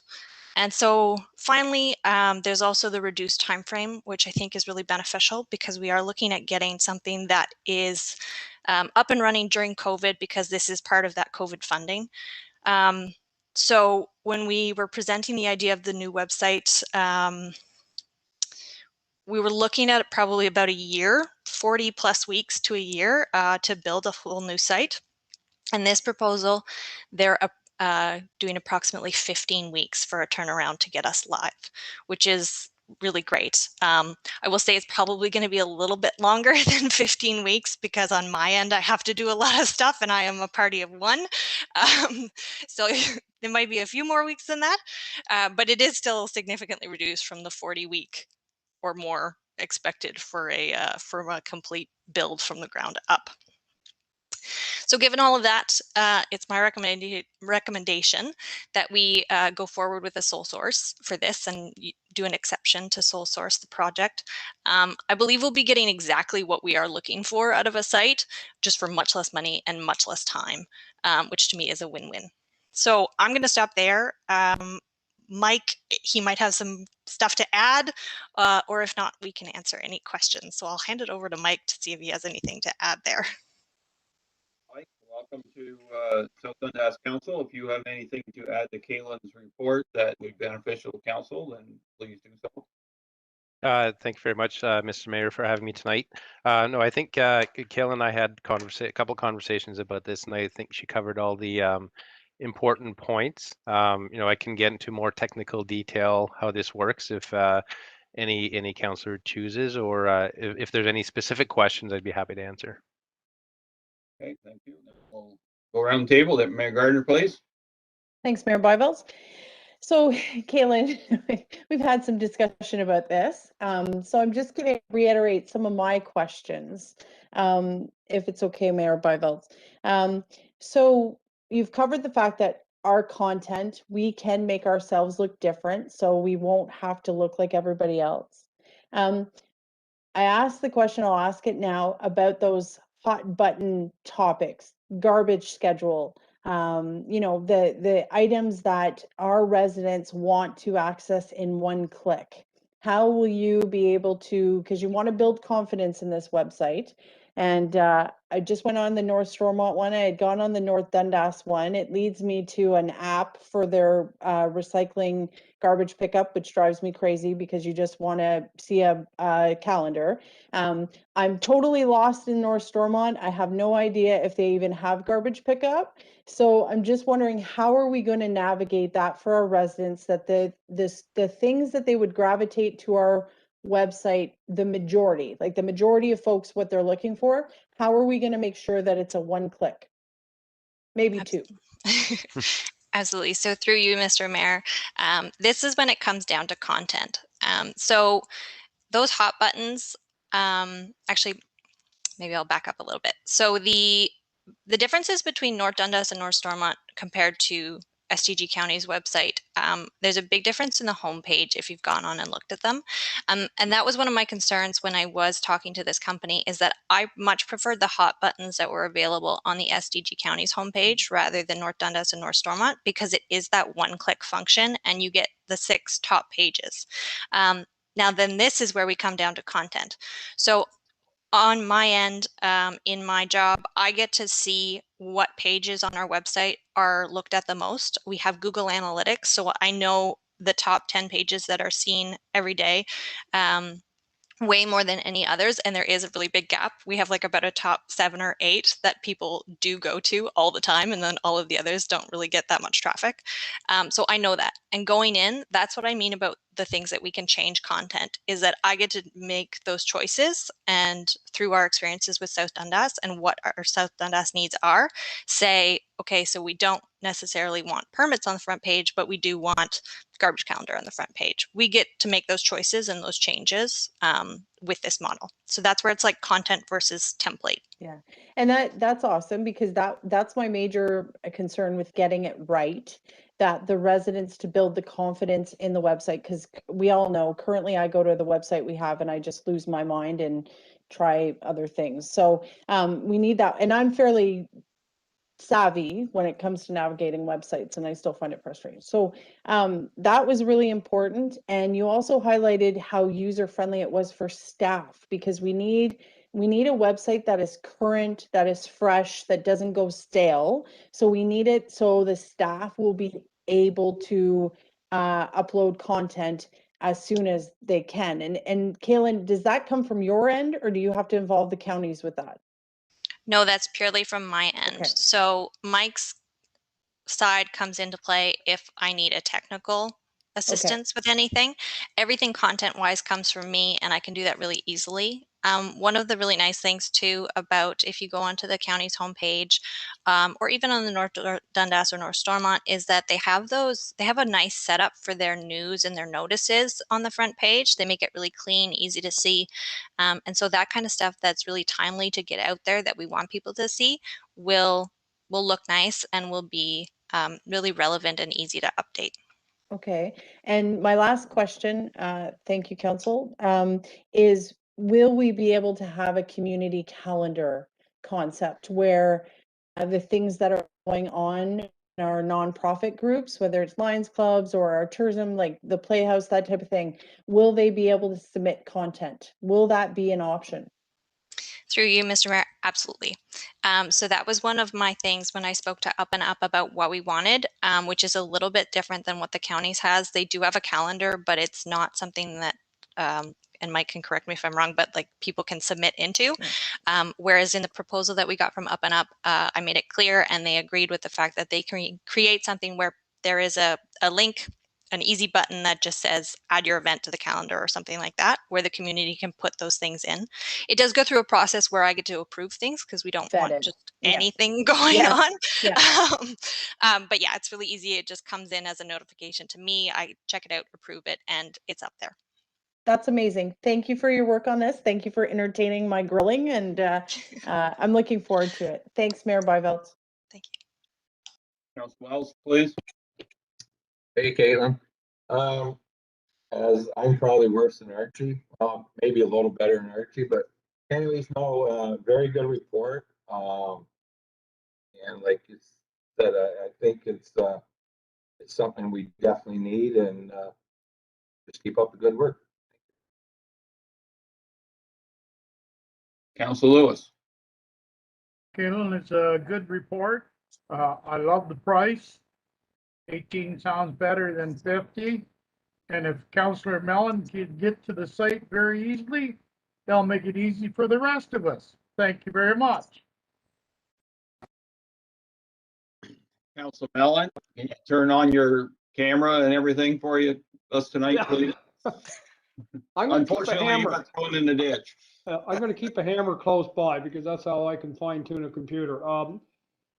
If you know, I'm a firm believer in the KISS approach. Keep it simple, stupid. Like, I mean, and like we got to be able to make this navigable. You know, is the word. You know, and like you already said, I'm about as inept at this as they come. So if I can do it, fine. If not, I always have the hammer nearby for the computer. But you know, it sounds great. It sounds good. When you throw the 50,000 out there and the site is going to cost 18, it sends a red flag. It just sends a, you know, if we're going to get a $50,000 website for 18,000, I'm all for this. If we're only going to get an $18,000 website, then there's going to be issues and there's going to be problems. So that's, you know, when you look at, when you mention, you know, 40 to 60,000, you know, maybe a $50,000 for this website and we're getting it for 18, that's great, wonderful, perfect. Better not be an $18,000 website because we've gone through 2 or 3 of them already and they don't work. Yeah, I'll let you comment on that. And like you say, it's got to be simple, it's got to be easy, it's got to be to the point, and so individuals like me can get through it. So any comments, answers, go ahead. Absolutely. So through you, Mr. Mayor, yeah, I do totally understand where that, you know, we don't want an $18,000 site, even though we're paying $18,000, we want the $50,000 site. And so that's when it gets a little bit more technical, and actually maybe Mike can jump in here. But it's those templates.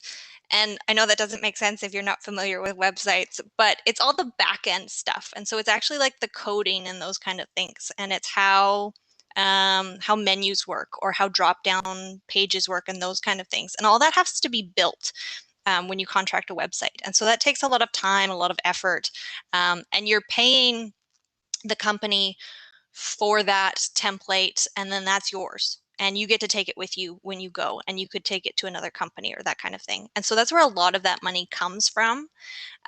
So we don't have to pay for that because they're already built, and then we just get to put all of our own fun stuff in there, which is why we're getting that discount. But Mike might have a better explanation. He's a little bit more technical than I am. Yeah, no, that was through you, Mr. Mayor. That was a very good explanation. If I could use an analogy, if this was a house, you know, through the project that's already been underway, and I think if you're concerned you're going to get a $18,000 website for $18,000, you can go to look at the completed sites already. So the SDG County site, the North Stormont, North Dundas sites, and you know, I think, though, to be fair, I think those are very well done. But if I can use the analogy of building a house, so we've already paid to put in the foundation, frame the walls, put up the roof. Now the $18,000 is to finish, put in the flooring, put in the kitchen, paint the walls, that kind of thing. So, you know, the foundation, the frame's already there. You just got to make it look good and function the way you want it to at this point. So yeah, Killen did a good job of explaining that the base is already there, and that costs a lot of money. I can live with this, Mayor Byvells. Obviously, I have no idea about how to build a website. So I'm going to take your word for it. I'm going to trust you on this one. Let's drive.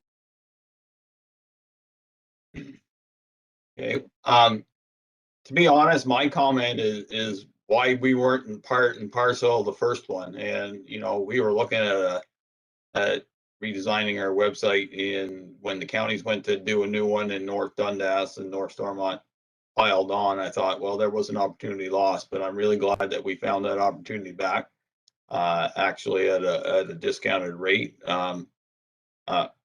I just browsed through the North Dundas website. It seems to flow fairly well. The SDG one is certainly, you couldn't get any worse than what you had before, Mike, and I think you can agree with that. It was terrible.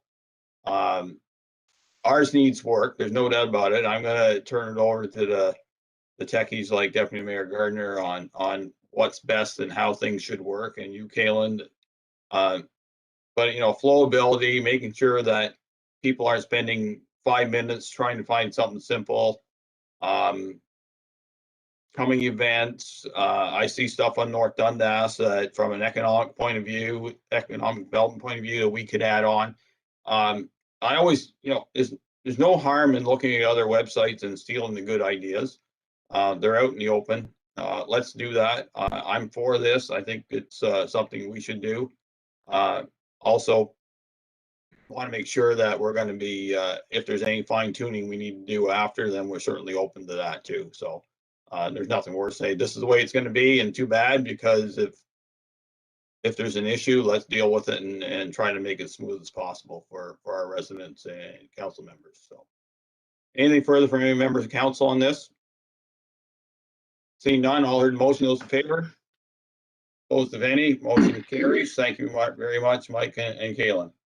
Thank you, Mr. Mayor. Next report is ES 2021-14 Youth Advisory Committee Terms of Reference and Logo. Moved by Councillor Mellon, seconded by Councillor Lewis. The council accept report ES 2021-14 to approve the terms of reference and logo for the South Dundas Youth Advisory Committee. Austin, welcome. Thank you, Mayor and Council. The report you have in front of you this evening is regarding the Youth Advisory Committee Terms of Reference and Logo. The committee finalized the terms of reference at their last meeting with the addition of their vision statement. In addition, the committee also designed the attached logo for council's approval. Staff and the committee would like council to note that the logo is intended to be displayed in multiple colors to promote inclusiveness as well as awareness for various events within the community. And if council has any questions, I'd be happy to answer them at this time. So, Austin, before I go on, you have a series of logos here. Are you suggesting they alter them, or are you picking one and council will be approving of it? Yes, Mr. Mayor. So the logo design is obviously all the same in each color. So the different colors were what the committee designed. And as noted before, the committee would like to use multiple colors depending on various events, as well as to promote inclusiveness. So for different events, they'd like to use, say for Breast Cancer Awareness Month, they'd like to use the pink logo and so on. Okay, that clarifies that. So I'll turn it over to Deputy Mayor Gardner. She's a part of this committee, and I look forward to her. Yeah, thanks, Mayor Byveld. I don't know, Austin, if you could share your screen so folks could see it. Like, are you able to do that? I think that might be an important, just quickly, so you don't block the mayor's view of us. But wonderful group of youth. They designed this. It's incredible. Austin, can you mention the young lady's name who designed it? Yes, it was Vanessa Latulip. No, I don't believe so. For the design? Was it Vanessa? I thought it was Jana somebody. Okay, anyway, that Jada. went off the, yeah, Jada. Yes. So, My apologies. wonderfully engaged group of students really came alive around the discussion with this design and the logo. One of the things too with the color, what was important for the students as well was for them to be able to proudly wear the shirt in the color that they're of their choice. They could probably display identifying some of their characteristics as if someone's super outgoing, then they might pick a brighter color than somebody who just wants the black or the white on the shirt. So they really, really love the fact that they were able to do that and personalize it and feel a connection to the municipality, which is kind of the whole point of the Youth Engagement Committee. So Austin's done a fabulous job, and I believe I mentioned it last meeting, but the commitment is so great with this group that they have committed to actually gathering in the summer for one or two meetings to keep the momentum going into the September start of the school year. So they need to be commended. All of the youth have had an incredibly trying time with a second COVID school year.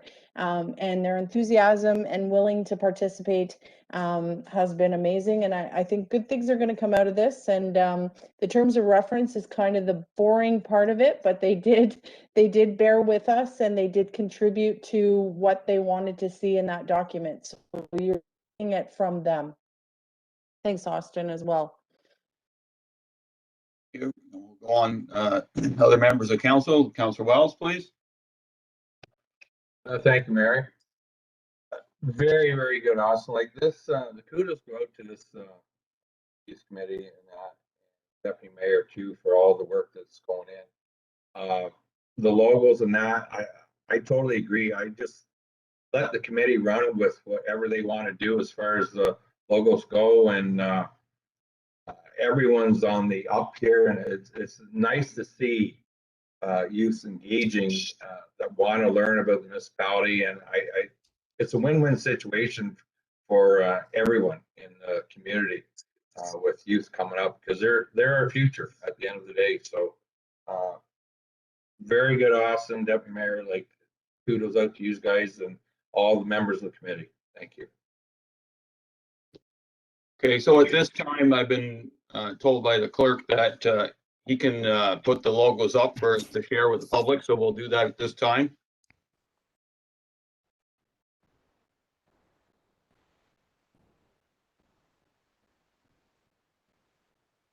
Clerk, oh, there we go. Thank you.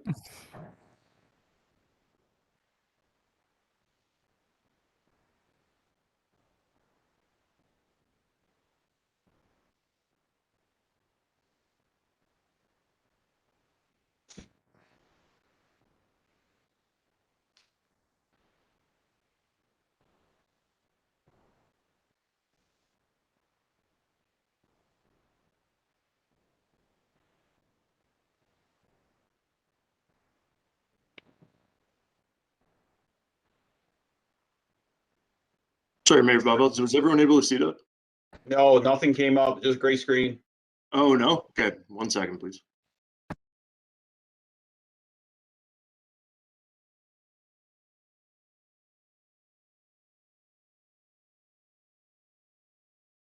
Still gray screen right now, Clerk Robert.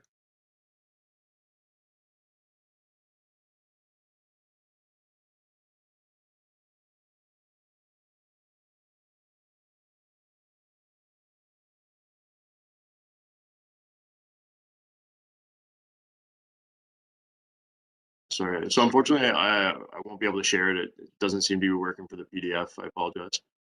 Okay, sorry about that, viewing audience.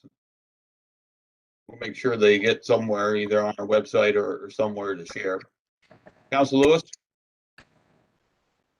Very hard work. It looks good. I tip my hat to all that participated. And as Councillor Wells said, if it's not for the youth, you know, they are our future. They're going to be here whenever we're gone. I really do love the logos. I love the different colors. It's just, I guess the only thing I can say is they're outstanding. And I thank both you and say a great big thanks to the youth out there because they did a fantastic job and they worked hard at it. Thank you. Council Mellon? Yeah, thank you, Mr. Bible. So just glad that we didn't, I thought we were gonna have to pick one of those colors, and I thought, oh, here we go. You know, we're down this road again, but I'm glad they can use all 4 colors whenever they, whenever they want to use it. That's great. The only thing, like in the terms of reference, you know, it looks good. It's, I guess if you will, a nice simple format for them and whatnot. I would just like to see maybe in there, I want to keep them encouraged and, you know, active and engaged and whatnot. So I don't know, are we going to have report back to council? And I'd love to hear maybe the chair or some of these young people come to council meetings once or twice a year with a delegation. Written reports are all right, but I'd love to have them come to council meeting just to keep them engaged and, you know, make sure that they don't lose the interest, or they know that, hey, you know, us old farts on council are listening to you. We hear you. So, you know, we're going to be supporting you, and, you know, come to us, speak to us at a council meeting, and that way the word can get out to the other young people and to the residents of South Dundas. That would be the only thing I would want to see in there once or twice a year, probably twice a year would be great, or whatever. Have them come into council. Okay, so I agree with Council Mellon on that point. I think that's not a bad idea for their leadership to come to council. I think it's the connection we need as councilors. I do commend Austin and Deputy Mayor Gardner and the rest of the committee for being engaged. I think our youth need to be recognized for what they are and the ideas that they can generate going forward. It is, as everyone knows, it's their world their world for the future, and we need to recognize that as Councilor Mellon say it, old farts as we are on council. I don't think we're all that bad yet. Sorry.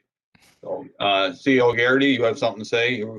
Yep. Just wanted to add, Mayor, that I was talking to our communication officer, so she's putting it on the logos on our stream right now, so that residents will be able to take a look at the logos that we've been discussing tonight. Okay, fair enough. They can actually be put up shortly because we're going to be having a break here if council obliges. So anything further on this? Seeing none, all heard the motion. Those in favor? Opposed, if any? Motion carries. Thank you, Austin. And before we go to bylaws, we will have a 5-minute break, or let's say a 7-minute break. 7:53 on my clock here right now on the council on my computer. At 8 o'clock we'll resume. So council, just mute and stop your video, and we can keep the feed going. Thank you.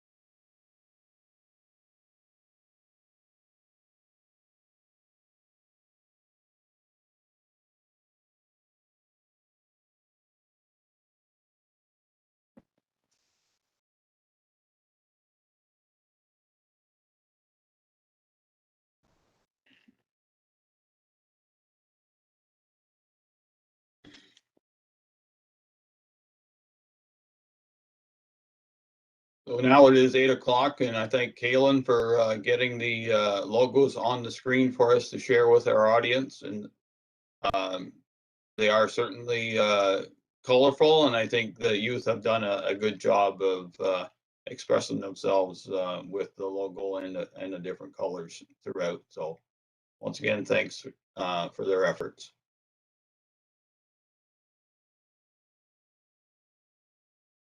Okay, and with that, we will restart the council meeting with bylaws. First bylaw tonight is 2021-70 Ross Video Site Plan Agreement. Clerk, go ahead, clerk. Thank you. Moved by Councillor Lewis, seconded by Deputy Mayor Gardner. That bylaw number 2021-70 being a bylaw to enter into a site plan control agreement with Ross Video Limited be read and passed in open council. And And I understand CEO Gary is speaking this bylaw on the next one. Yes, thank you. Yeah, thank you, Mayor and Council. So this is the final site plan control agreement for Ross Video with the expansion in Iroquois that was presented to Council on June 14th. As Council will recall, we did have two issues that we discussed, one being that the municipality is agreeing to permit the garbage enclosures where they currently are, as well as Council agreed to having the three entrances, one for Legion on east, one for Ross on west, and the one in the middle that would be used both by the Legion and Ross Video. So this is just a follow-up from our last council meeting. This is the final site plan control agreement for council approval. If there's any questions, I'd be more than happy to answer.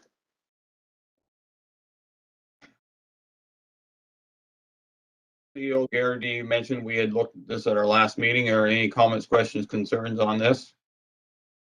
Seeing none, all heard the motion. Those in favor? Opposed, if any, motion carries.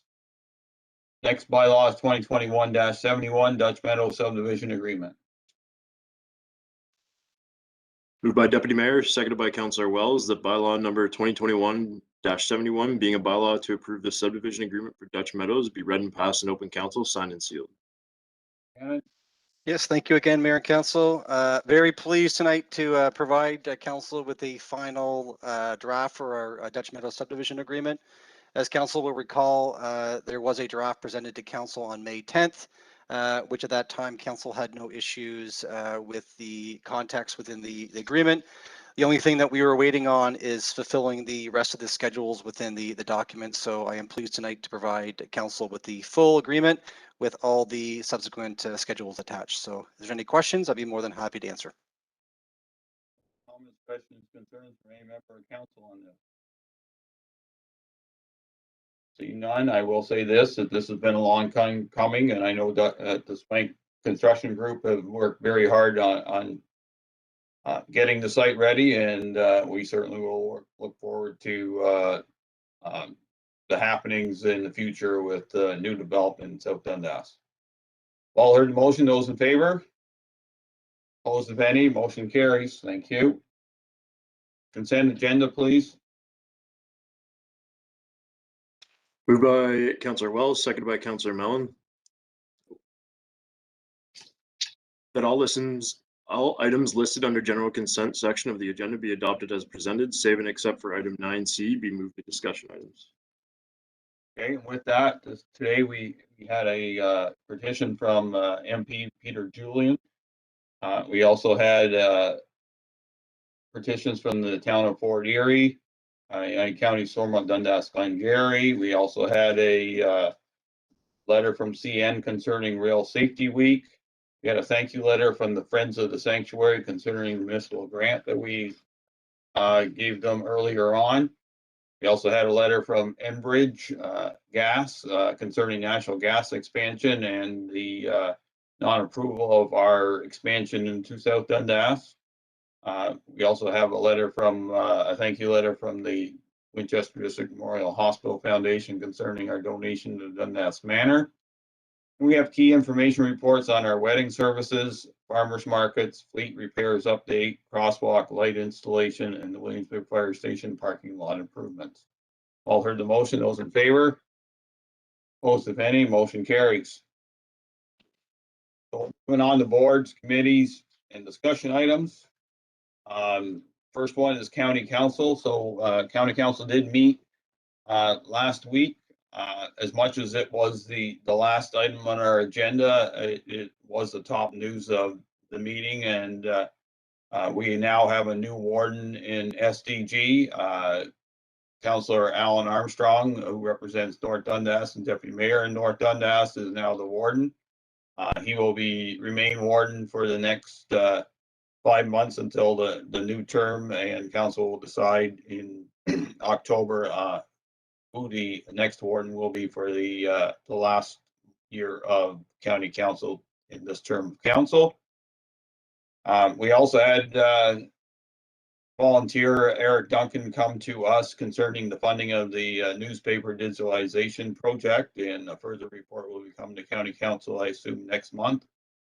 Ian Murphy from MNP Consulting gave the counties our audit report. It was a clean audit with a surplus of over $800,000. So we had a good year at the counties, all things considered. Counties also received a service delivery review concerning the court and financial services from KPMG, and there will be a staff report on some of the recommendations coming forward. Microservicing tender was altered to include a change on County Road 31, and now we'll go from the outskirts of the village of Williamsburg north to County Road 7. The warden's house repairs was allowed to go ahead with the counties being the general contractor under a upset limit of $250,000. So council was cautious on going ahead with these repairs, but we will see where they land up. It is an old building, and we've all been through old buildings and know that sometimes once you start digging the one hole, you find more holes to fix. The overall county insurance policy was renewed, and it was a substantial increase, just like ours, of about 15%. Speed limit bylaw was updated to include some more buffer zone around some certain hamlets, notably for South Dundas on County Road 18 west of Williamsburg. The 50 sign will be moved now to the west entrance of Shell Street, so just on the first curve coming into town, coming from the west on 18, and 60 will move further up to slow traffic down. The sign bylaw that counties had presented earlier on at an earlier meeting was deferred for a legal opinion.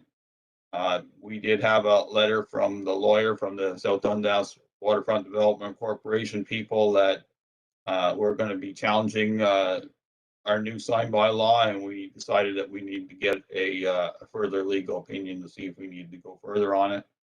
And we also had a forest donation in South Stormont, a little tract of forest that was adjacent to a county forest that we will certainly add on for the end of the year. That's my report from County Council. Is there any comments, questions, concerns? Thank you. Then we'll move on. Cemetery Board.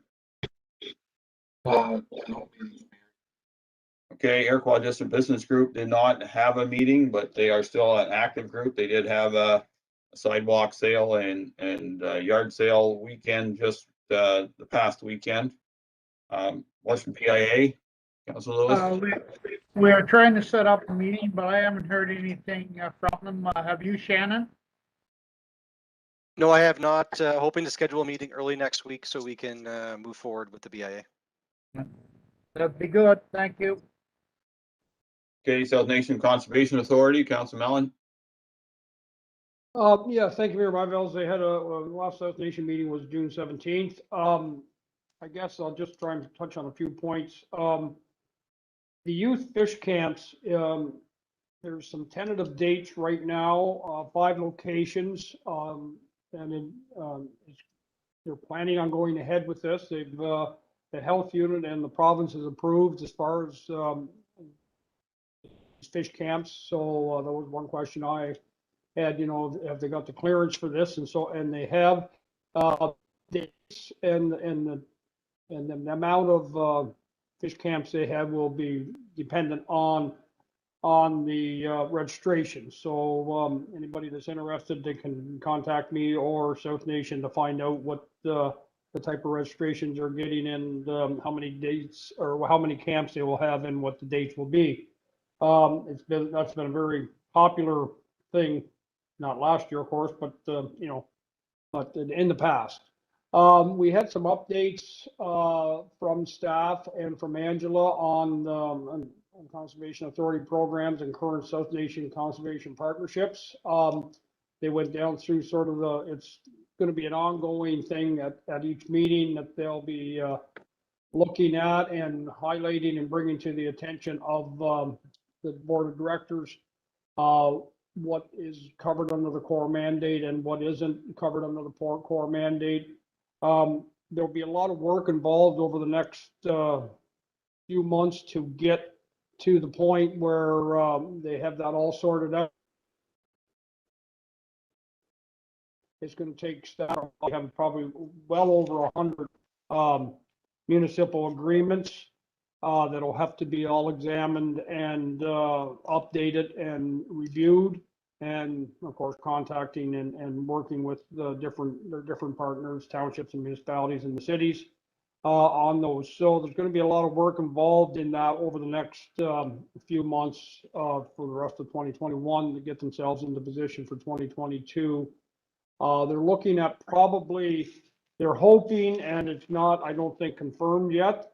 They would like to have it on per term of council instead of on a yearly basis, which would just add that much more work for South Nation staff, and it would just bog them down. So they're looking at maybe possibly having this per term of council.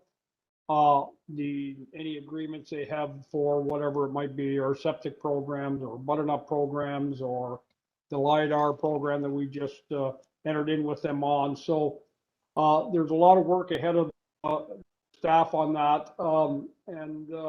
So it'll be an ongoing little thing for the next a few months as far as staff working with that.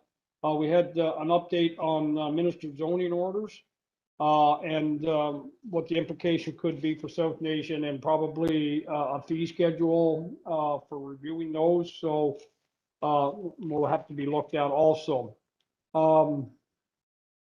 Also, they're going to have requirements for which is part of the new Conservation Authorities Act. I guess the requirement for community advisory boards. South Nation has 4 boards now that they meet on a regular basis. Communications, fish and wildlife. They're slipping my mind right now, but they do have 4 current boards or advisory committees that they use. So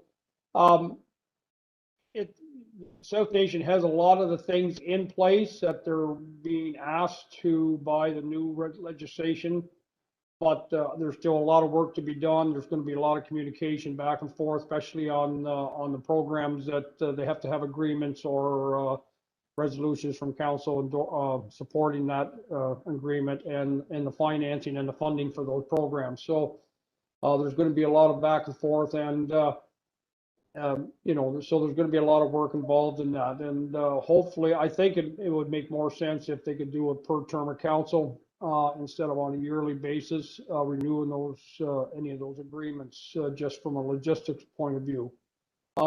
We did approve at budget time. There was an approval for a new vehicle, an SUV type vehicle. They updated that due to examining what the needs of that vehicle would be. So they're going to be looking at a half-ton truck or a truck instead of an SUV.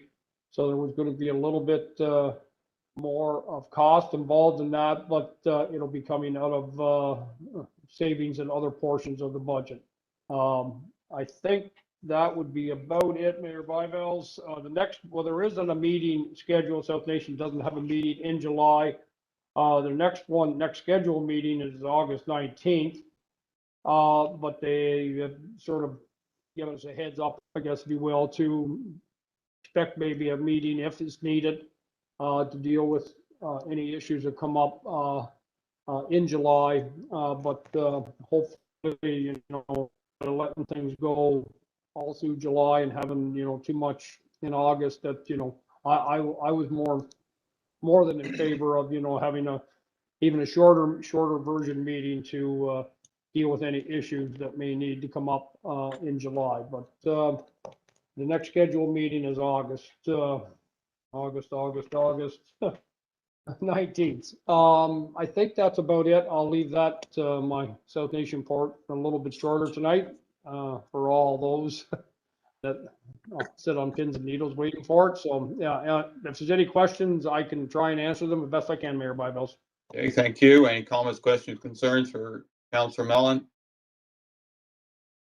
Seeing none, thank you. Move on to Morrisburg Waterfront Committee, please. Thanks, Mayor Byvelds. We had a meeting June 17th, and currently the focus is working with staff to add on to the pathway tender. They had in their plan some additional pathways, and that's what we're focused on. Okay, any comments, questions, concerns? I do have one, and I have already alluded to with Deputy Mayor Gardner. As much as I appreciate the Lions' work on the new pergola on the waterfront, first I heard of it as Mayor of South Dundas was in the Morrisburg Leader, and I think that council deserves copies of their minutes to at least approve their actions. It's no different than any other committee of council, so you can pass that message on to their chair and the secretary that they come, because I have not seen any minutes from that committee in a long time. Iroquois Waterfront Committee did have a meeting last week, but I did not, I failed to attend it. I did not, it did not work out for my schedule. I'm sure their minutes will be coming forth at our next meeting. South Branch Community. Carmen House is done for the year. It is, sir. Dundas County Archives had no meeting. Tourism Advisory Committee. Thanks, Mayor Byvelds. We've been busy. Thank you, Mayor Byvelds was part of the launch for the tourism app on Wednesday. Unfortunately, we had to have a COVID friendly launch, so we were very limited in who could attend. And had to do all the contact tracing and stuff like that. But we have gotten a pretty incredible uptake with that. And we have had CTV News wants to do a story on that app. And the only comment I will say is it was fabulous to see just an amazing collaboration. We did have one of the gaming students was able to come on a very busy day for him. He had his driver's test and his graduation all in the same day. And we had the professor that worked on it together and the president actually of St. Lawrence College. So it was just an amazing thing to see collaborative effort with the tourism committee, the municipality, obviously as a sponsor, and then St. Lawrence College. So it was fabulous. We do the pop-up shops arrived this morning at 9:15 and they are set at the Morrisburg waterfront, and our EDO is working quickly to hopefully get them to be open this weekend. I understand we're still waiting from the insurance company to get some finalized stuff. So yep, so that's a go. And we did also hold a meeting this month. All I've got is the launch, but we've had many meetings with the tourism committee around that launch. So if anyone has any questions about the app, I have gotten people have given us feedback. They love it. The families love it. And if you do have a chance, I know all of you have social media pages on Facebook. If you go to the South Dundas tourism page, even just a promo picture of the pop-up shops has just amazing comments from our residents about how excited they are. So yeah, lots of good things happening with that committee. Any comments, questions, concerns from any member of council? I will give Deputy Mayor Gardner and her and Noreen and the rest of the committee, a lot of kudos over, and our EDO, Rob Hunter, over the tourism app. A lot of excitement being built there. We still want tourism to happen in South Dundas because we know it doesn't happen on its own. And I think all the operators know that, and they're trying to work hard together with South Dundas to betterment that industry. I know it's challenging in these COVID times, but I do believe slowly but surely we're going to pick up as the season goes along, and we certainly will have a good base for next year. So thank you for the committee. Economic Development Committee. Yeah, we did have a quick meeting on June 22nd. They are also working on a few things they'd like to have something specific to them. So they are talking about potentially setting up some events after COVID is done. They feel that there's going to be, people are going to want to network, and there's going to want to be, the business community is going to want to come out and meet up. So that's what they're working on now. It was a fairly quick meeting, but we are focused on kind of the rebound after COVID. Okay, any comments, questions, concerns? Thank you. Doctor Advisory. Okay, we did have a meeting. We are still actually continuing to meet with some doctors, just preliminary conversations, and we do have a meeting coming up shortly directly with the Ministry of Health to kind of discuss different ways of and different models for bringing healthcare to South Dundas. Okay, any comments, questions, concerns? Okay, thank you very much to all. We'll move on to key information report on Recreation Master Plan. Austin, please. Thank you, Mayor and Council. This report is regarding the Recreation Master Plan RFP terms of reference. The objectives outlined in the terms of reference are what staff are looking to accomplish with the Recreation Master Plan. However, staff are looking for council's input on any suggested additions, deletions, or amendments for the overall objectives of this plan. And if council has any questions, I'd be happy to answer them at this time.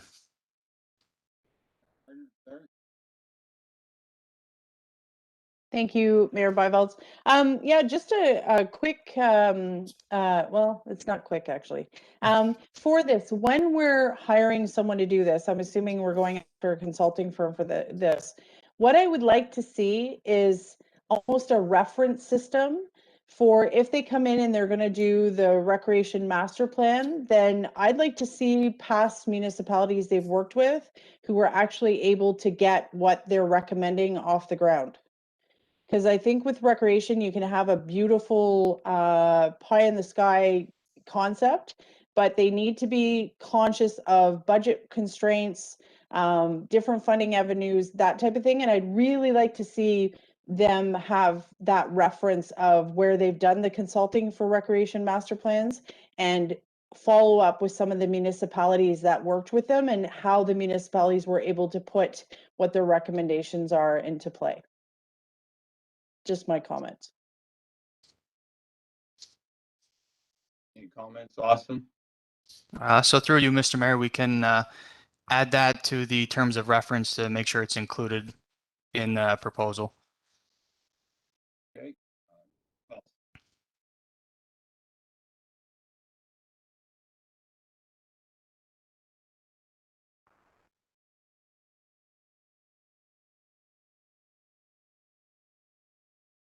Councilor Wells? That's it for me, Mayor. Sorry. Oh, sorry. I was waiting for. No, I said my piece there, but I think it's a lot of money being spent. Councilor Wells, we can't hear you. You need to speak directly into your mic, please. We had a good discussion.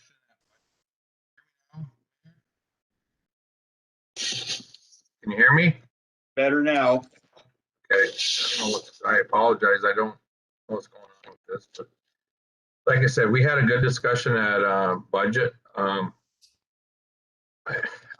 Everything is approved. I just I agree with Deputy Mayor, just make sure everything goes smooth and everything. It's a lot of money for, I just hope it pans out for us. So other than that, it's all good. Thank you, Austin. Councilor Lewis, No, I have no questions at this time. Thank you. Councilor Mellon, I guess the only thing I could add, I guess, Mayor Byvells, if you will, I'd like to see in the consultant's report that comes back to council, the cost implications, I guess, if you will. No sense going out and doing it, get to the consultant, they get a whole bunch of information back from the general public.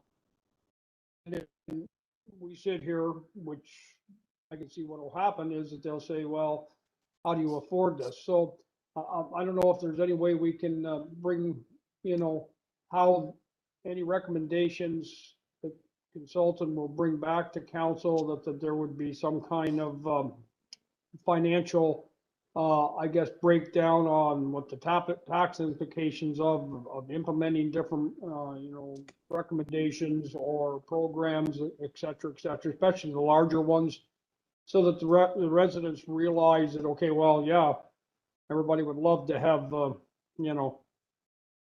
multi-use recreational facility, with 2 swimming pools and 5 ice skate surfaces and 10 basketball courts or whatever, but, it's unrealistic, I think.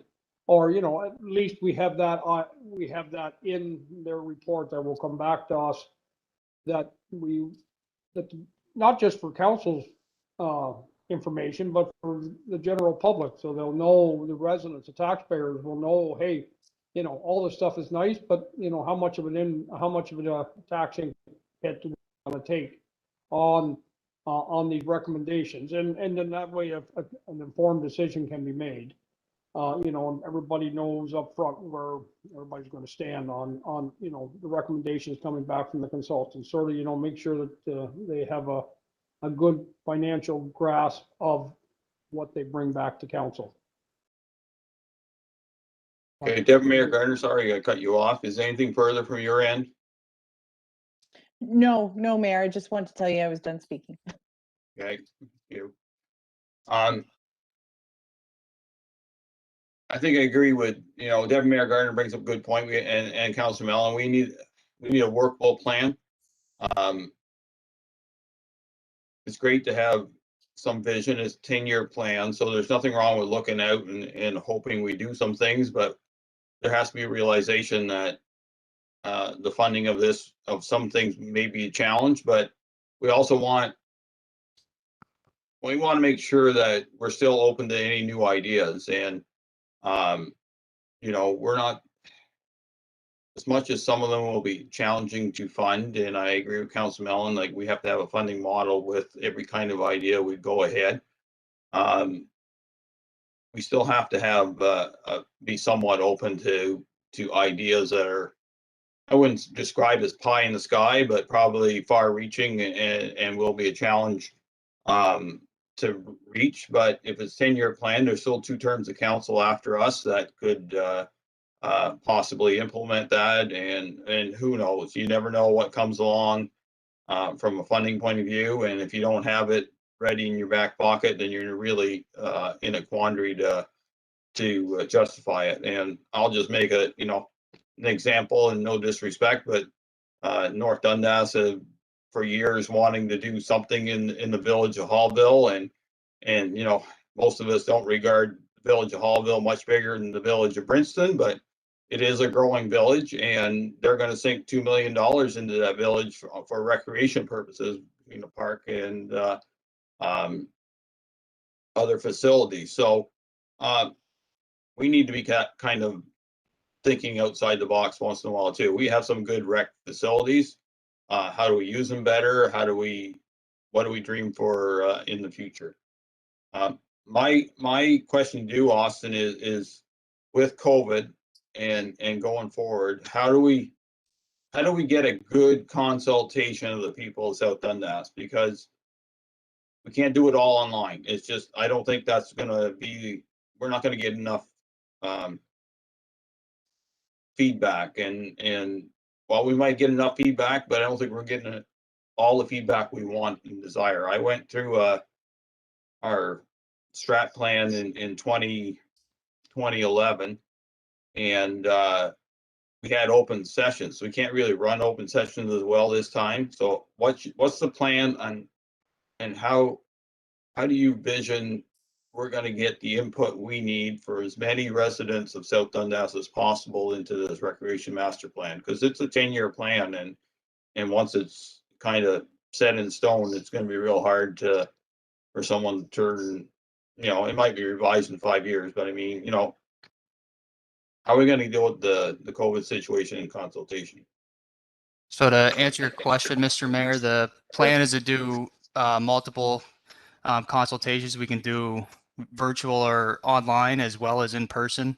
Obviously, with capacity limits and COVID going on, we could hold multiple in-person events to get consultation from residents, as well as multiple online consultations. Okay, and hopefully we can do that, and we can reach out to as many people as we can, because I'd rather take a little extra time, make sure we get it done right the first time, than wish we had taken a little extra time to do so. Anything further from any members of council on this document? Deputy Mayor Gardner? Yeah, I just want to add to not just individuals, I think too, it's probably in there, but stakeholder engagement is huge. So any of this sports teams, or I'm thinking of the Dundas soccer, like any of that stuff, just make sure that they're covered as well, right? Because you'll hit a big market if you talk to those stakeholders. Okay, any questions from you, Austin? No, sir. Okay, if seeing nothing more, thank you very much for your report. Move on to key information report concerning the Morrisburg streetscape update. Shannon? Yes, thank you, Mayor and Council. So this is a follow-up to our meeting back on June 7th, which Council at that time did award the municipal portion to Coco Paving. At that time, due to the fact that the project was over budget, we did remove the 8 benches, which still allowed us to be over. At that time, we did discuss the possibility of looking at additional cost savings, which is why tonight I'm presenting a report to council.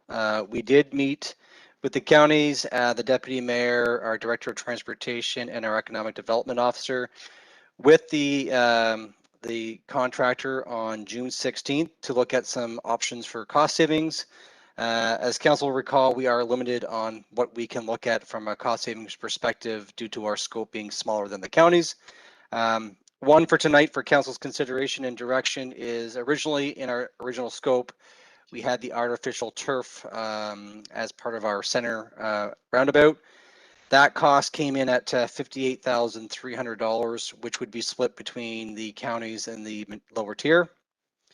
One option we're looking at right now and looking for council's comments is removing the turf and actually going with a river stone, which would reduce the cost of the project by $33,400, which would again be split between the counties and lower tier.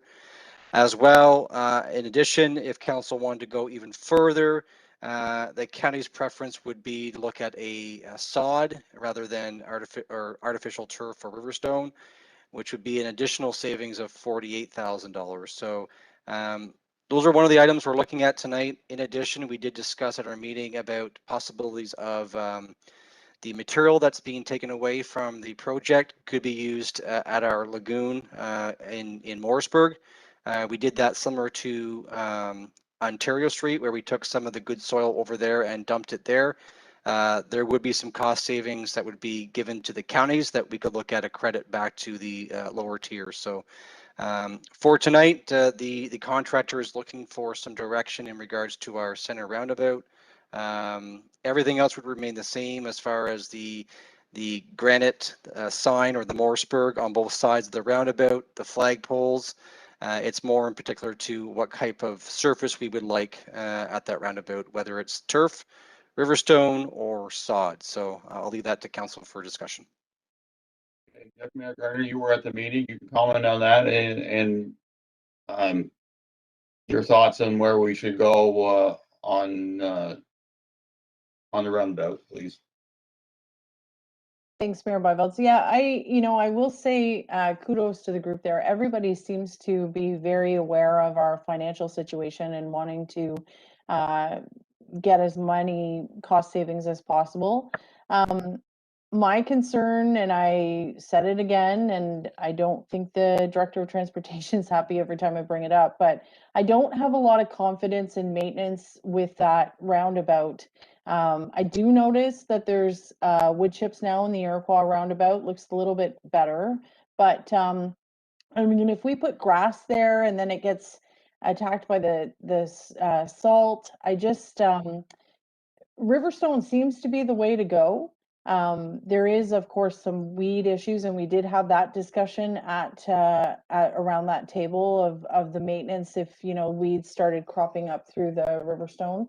But I guess it'll be interesting to see what the rest of council's feelings are with that. I'd really like to get it right with this roundabout, not have it look awful after a bit. So I tend to believe the Riverstone's the way to go, but I'm interested to hear what my colleagues have to say. Okay, Councilor Wells. Yeah, I wasn't at the last meeting for the discussion, but I agree with Deputy Mayor on this one. Riverstone is good, and maybe to highlight things, mix it up a bit, like maybe do in sections that you have your Riverstone and the artificial turf. I have what I've seen with the counties as far as maintenance, who they hire, I'm not sure, doesn't matter. Iroquois was very, very bad, and go along too. Like, things are getting better, but I like our roundabout here would be the Riverstone, and maybe mix it up with a little bit of artificial turf to give it the little green thing. That would eliminate the grass damage, like Deputy Mayor say, with salt and everything. So there's fabric. You put geotech cloth underneath the Riverstone. You could have many shrubs or something there that they don't grow that big. There's lots of options, but Riverstone, artificial turf, no grass, because we've seen the outcome in Iroquois and in Long Sioux. So that would be my route. Councilor Lewis.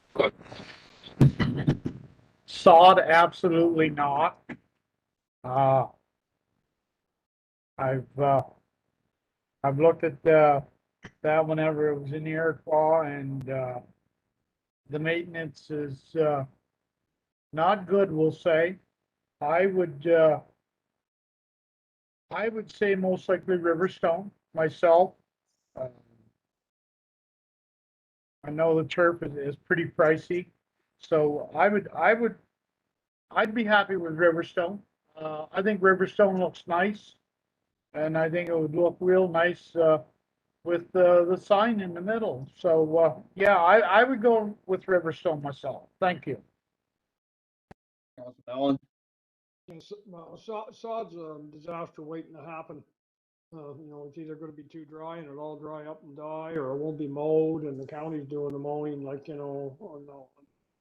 We would have to take over the sod. If we went with sod, we would have to take over the care of it, the mowing of it, and the watering of it. And go with the Riverstone.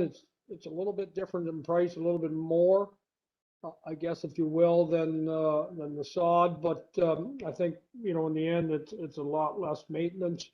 If you want to sort of help break it up or add some color to it, be sections that you might be able to plant some flowers or something in there to sort of beautify it a little bit more. But I'm definitely in favor of the Riverstone over sod, and the artificial turf is easy to me. No, I'd go with a Riverstone, and maybe leave some flower areas, small. We don't need anything real going to be complicated or real labor intensive for our staff or somebody to look after down the road. We want to be able to make this, easy to maintain. That's the big thing. And the Riverstone will be, well, not a heck of a lot of maintenance to Riverstone, so. Okay, question to our staff. Who is maintaining the Iroquois roundabout right now? Through you, Mayor, it is our recreation department. Okay. So here's our first challenge, because information given to me is that the counties look after the Long Sault roundabout and the medians. I'm not sure why the counties are doing Long Sault and not Iroquois. That I don't think that's disrespectful on their part. I think they need to be, it's their center island. I think we can do the work, but then we need to get credit for the work. That is, and I did see the Long Sault roundabouts today. They are well done for the most part. There are a few weeds that are not managed, but I know someone that sees them at least 3 times a week, and that's the information I'm getting from. So unless the Director of Transportation at the counties is going to tell me something different, then it seems that the patrol yard that looks after Long Sault is doing a better job than the patrol yard that looks after Iroquois. And maybe Iroquois is that out of the way place that nobody wants to see, but I think that's not necessary. I think we have to come up with something that fixes that up. I think I'll give our crew credit for what they're doing. It certainly looks better than what it did, which was a wheat field disaster last few years, but I think the counties need to step up their game and do something better, and they're all relying on someone else to do the job. Shannon? Yes, I agree with you 100%, Mayor Byvelds. One discussion we did have at our meeting after kind of when the meeting was wrapping up is I did talk to the Director of Transportation of the counties and indicated that we need to have some discussion on what we're going to do with Iroquois long term. He recognizes that there needs to be something done and some sort of agreement done or a facelift done at that, because originally, a couple of years ago, the counties had some money set aside to do some work in Iroquois. So I think it's time that we revisit that once we decide what we're doing with the Morrisburg. I'll be honest, counties are not our poor cousins. They have a lot more money to spend than we do. So correct. As much as they don't like spending it, they have a lot of money to spend, and they just have to treat us fair. I'm not expecting any more, not expecting any less. Deputy Mayor Gardner. Thanks, Mayor Byvelds. I echo what you've said. I've questioned at counties how it doesn't seem to be a fair thing. There actually isn't a policy on this, and we now will have a collection of roundabouts, and I don't understand why it's not clear across the board. I was absolutely livid. I mean, good for South Stormont, but I was livid when I drove and saw how much mulch they had been able to put there, and when I found out that it was indeed the counties that did it. So Shannon, just a comment. I think that now is the time to have that conversation because, the counties are recommending something and we're all balking out their recommendation just based on our history of seeing what happened with the Iroquois roundabout. So I think there needs to be a push now. I think that we have this contractor, and if the counties have the money in the budget to fix the Iroquois roundabout, then maybe the conversation is to have a match, and maybe some Riverstone needs to be added to the Iroquois roundabout. So I think now is the time to push. I'd really not like to see it fall off the radar. And there's also been mention of some partnerships. I know we've had this discussion and it came up during the Economic Development Committee. There was a comment that there had been some partnerships in the community that wanted to put money on the table. I think we just need to fix it and get it looking really well, because it's not going to be fair to the Iroquois residents if we have bright, shiny, sparkling roundabout in Morrisburg. And I understand it's obviously 2 different councils managing the project, but I think our Iroquois residents need to have that come to a close, and we need to make sure it looks good. So I'd push that for sure. Shannon? Yeah, I echo that, Deputy Mayor, and that was one of the things we were waiting on, is to determine what we were going to do with the Morrisburg roundabout, so that we could have some similarities between the two roundabouts. And if the direction is Riverstone, definitely I will reach out to the Director of Transportation at the counties tomorrow, and we'll start those conversations so that hopefully by the end of the summer we've got something done in Iroquois that kind of is a replica of what's going to be done in Morrisburg. Okay, so right now the majority of council, including myself, is go Riverstone. Is there any desire? I know Councillor Wells mentioned about blending in artificial turf. You still in that camp, Councillor Wells? No, I'm good with Riverstone all the way around. I just throwing it out there. But I want to make a comment from Deputy Mayor. I agree with her about Iroquois. This is a time where if we're going to have savings from eliminating the artificial turf for Morrisburg, as far as I don't really want to save that money, like generate it up to Iroquois to get what could have been done in the first place. So at the end of the day, we're already budgeting for the Morrisburg roundabout. So if we can save some money in Morrisburg and reroute it up to Iroquois, make them look similar, it would be great. That would be my product. I would love to see that because up there that was literally, as far as I'm concerned, as roundabout as the core was a joke. So if we could take some money from Morrisburg and transfer to Iroquois, it would be good because we already have the money for Morrisburg, and just get Iroquois looking the same. That's thank you. Okay, and just to clarify, Councillor Wells, one of our challenges is that we don't have the budgeted money, so we are trying to save a few dollars. I don't disagree with your thinking. However, I'm still putting this back on the counties, and the counties have to fix the Iroquois mess up out of their budget, irregardless of what we try to save here. It was their first roundabout, fair enough. Lessons were learned, but ignoring the mistakes of your first one and doing better on the other three is okay, but only if you fix the first mess up. So we will take this up with if it doesn't go any further than the Director of Transportation, we'll bring it up to County Council, and I think there's a little bit more support of counties now to get some more stuff done now that's in the world. Okay, so Riverstone it'll be. Okay, thank you. Okay. And if there's anything else, please continue on with working with Coco. I know that they want to do a good project in South Dundas and Village of Morrisburg. They work and live here. They've started the project. I will say right now that we need to be aware of what's going to happen traffic wise, and between Jeff and other members of the Public Works. Beware of some of the detours people will start taking now. I think Augusta, 5th Street and Laurier is going to get well used here, and we may have to restrict that traffic if it gets a little beyond normal. That is our residential area. So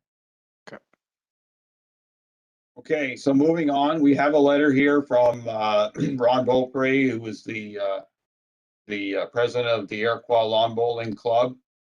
He has a request to council where he is looking to find to apply for a $1 trillion grant to build a storage equipment storage shed on our land located near their current building. Austin, you have any comments over their plans and where they're going to go before we go any further in debating whether we allow them to go after the grant money or not?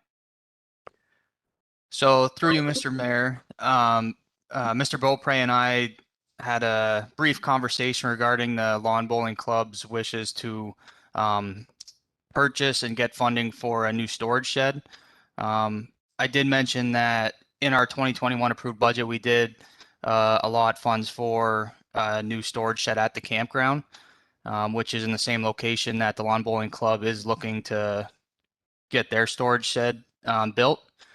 Last I talked to Mr. Beaupre, they were going to bring a letter to council and then go after the appropriate funding. So in other words, they want to have their own shed. More or less. More or less, he was willing to work with the municipality as far as the campground and include both in the same shed if council were to agree to that. Okay, the current shed that you were planning on building is just big enough for what our needs are currently, or a little bit bigger for future needs? Yes, Mr. Mayor, it's just a little bit bigger for future needs. Okay, so I think the debate here now.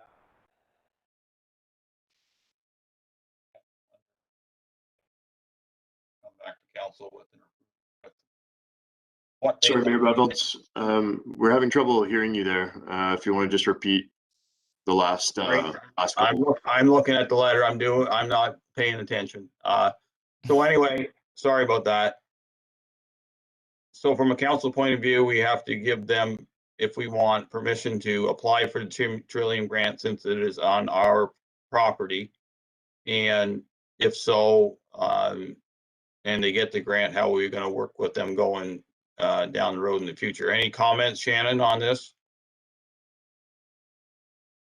Nothing at this time, Mayor Byvelds. I know in the past, part of the application requests a letter of support from the municipality as far as these applications. So that would be probably something that they're looking at as well too, if council decides to allow them to apply. Okay, Mayor Garden, comments?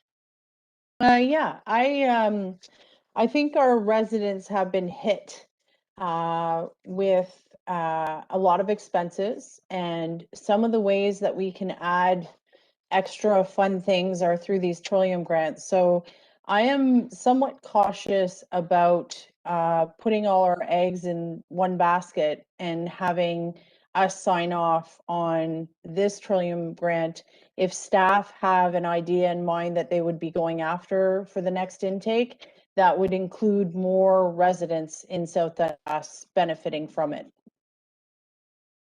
So I don't know if staff want to answer that, but that's my concern. I'm assuming if they apply for it and we give them background, that we're either competing against them then, or we can't apply. And I'd like some clarification if our staff have some ideas in mind of going after that grant that would hit a larger market or a larger group of our residents. Anyone? Yeah, no, I'll try to answer it. I'm just asked our communication coordinator to review to make sure. I believe this was the grant that we could not apply for, but we'll definitely get clarification just to make sure, to your point, Deputy Mayor, that we're not competing or that we don't put ourselves out of an opportunity to apply for something that possibly benefits the municipality in a larger way. Well, and if we have, so here's the problem. So say we have one of our groups, say, I don't know, South Dundas Soccer or something like that applies. Can we write more than one letter of support, or do we have to pick and choose? I believe in the past we have provided multiple letters of support, but as you indicated, they are competing against one another. Okay. I mean, Trillium will figure that out. I just want to make sure that we're not signing off saying that this is it. This is the one group that we are kind of anointing as the recipient of this grant. And I'm not commenting on the quality of the group. What I'm saying is, in these tough times with the financial decisions that we've had to make, I'd like these grants to reach as broad an audience as possible. Now, you've mentioned we can apply for this grant, so obviously then it's up to the groups in our community to go after it. But I do want to make sure we can write multiple letters of support and that we cannot apply for this grant. We'll confirm that based on council decision. Hopefully we'll have an answer before council's done. Okay, thanks, Mayor. That's my only comment. Kaylin. Sorry. Thank you, Mayor and Council. I think we can apply. I'm not seeing anything that says that we can't. But I'd have to double check that. That's just on a preliminary read through of what the actual grant says. Yeah. Okay, Deputy Mayor. I don't know if it's just me, but apparently the internet's not liking the heat. Everyone's choppy. That's my only concern. And again, I think last count when we talked about the lawn bowling, it was 10 or 12 membership people. And I mean, if we have an opportunity to support, say, 100 or 200, I think just in these tough times where we've asked so much of our residents to give to fund these big infrastructure, I think it's important that we protect those opportunities and make sure we can go after something that will have the biggest bang for the buck. So that's just my comment. Okay. Thanks, Caitlin, for the information. Some more information that Mr. Roper gave me that day. He ran into me. He did mention that the Prescott Bowling Club has folded and some of their members are migrating to Iroquois to participate in the sport here. Councilor Wells. Thank you, Mayor.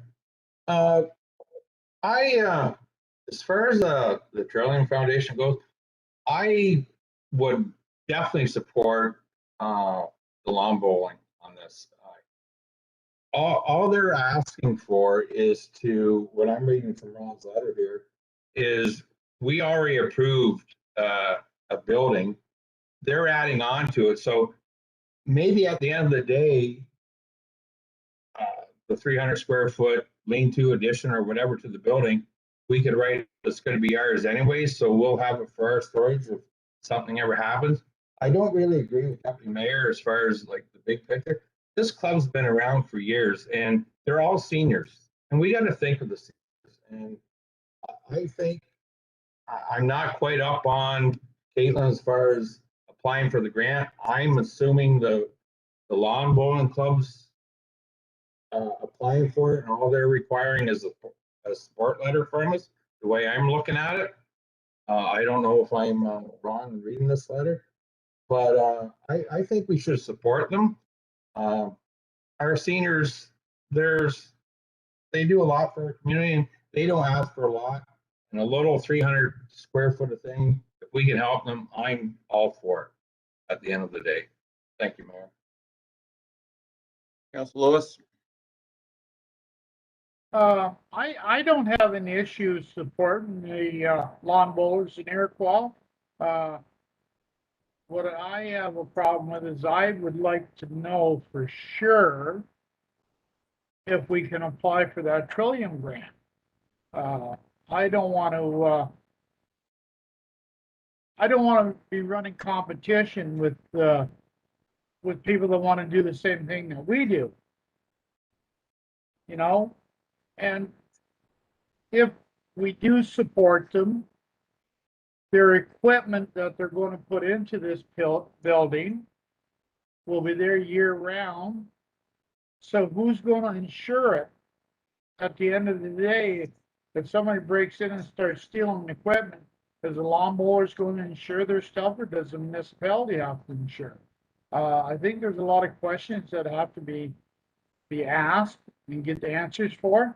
But I have no issue with supporting them.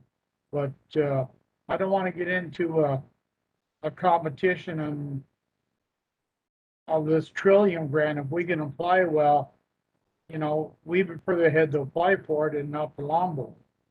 That's about all I have to say. Councilor Allen. Yeah, if I'm reading this and hearing this and understanding this right, they just need that they'll be able to allow them to construct a new building basically on our property. The Trillium grant will be applied for under the lawn bowling, or will it be applied for the application be from South Dundas, or will it be from the lawn bowling? I don't think the Trillium grant, if it's being applied for or under the lawn bowling club, should really affect our opportunity, South Dundas opportunity to go forward with applying for a Trillium grant. And if it's just a matter of us saying, yeah, you can build your shed on our property and go ahead and apply for the grant, as from what I'm reading in the letter, I haven't got a problem with it. It would be nice to know in advance if we're going to be tying ourselves off that we won't be able to apply for a Trillium grant for maybe a larger project, but I really don't have a big issue with it if it's clear what I'm thinking it is here, but maybe, you know, if the grant's going to be, if they're going to submit the grant application under the Lawn Bowling Association, I can't see how that should affect South Dundas's ability to apply for the Trillium grant for a South Dundas project. Okay, Shannon? Yeah, thank you, Mayor Bivold. So just, Kalen's been looking at it a little bit closer. So based on the information we have right now, the application doesn't close till December. We can provide a letter of support for this project if it's applied under the Iroquois Lawn Bowling Club, which would not affect us from applying for one ourselves as South Dundas. Only issue is then you're competing against other organizations within South Dundas. Yeah, okay, yeah. Yeah, that's all fine and dandy and, it's true, but I mean, other organizations in South Dundas or ourselves, are going to be competing against, I would go ahead and I would give them the support letter. If it's not going to adversely affect us, and I don't think it will. And I mean, we're going to have to compete against if another organization from South Dundas wants to apply for a Trillium grant under their organization, or we want to apply for a Trillium grant, we're going to be competing against a lot of other different municipalities or townships, whatever, right across the board. So I would go ahead and give them the letter of support as long as it's not going to adversely affect us, and the application is under their Lawn Bowling Association. Okay, so Kalen's got some information for us, and I have Councillor Wells and Deputy Mayor Gardner. Yeah, go ahead. Sorry. Thank you, Mayor and Council. I just wanted to point out, with this kind of grant, we're not going to be kind of in the same league as something like the Lawn Bowling Club. When we get assessed, we're being assessed as a municipality that has access to quite a large budget and taxpayer funds, and the Lawn Bowling Club as a nonprofit organization is going to be assessed a little bit differently. Now, I'm not the be-all end-all of that knowledge, but when it comes to these kind of grants, we're not on the same level when it comes to that kind of assessment, even though we're all doing the same kind of application. So there is that to consider. I just wanted to add that. Okay, Councillor Wells. Thank you, Mayor. Caitlin, I agree with you. Like this, all they're asking, which makes perfect sense. They're applying to their building. They have a little storage shed there now. As far as us applying for a federal grant for the building, we already approved the new building in our budget for 2021. All they're doing is asking to put on a 10 by 30 way it looks, a lean-to off it. I think it's a perfect opportunity for the Lawn Bowling Club to do that. As far as insurance goes, like we can set it up. It's our building. They're storing a lawnmower, a couple things in it if you read what they have for equipment. So as far as insurance goes, I think this is Ron came up with a great idea to utilize, whether it's a separate building or added on to ours. It's still, at the end of the day, whether it's a separate building, it's still our building. The whole thing's ours. So it just makes common sense to add on to the building that we already approved in the budget, and it'll keep funds down. If the Lawn Bowling Club gets the grant, kudos to them, and it's a great opportunity for them to cut down on costs. And like Mayor Bible said, like Prescott's shut down, so there's more members. It's great for the seniors. So I think it's a good idea overall.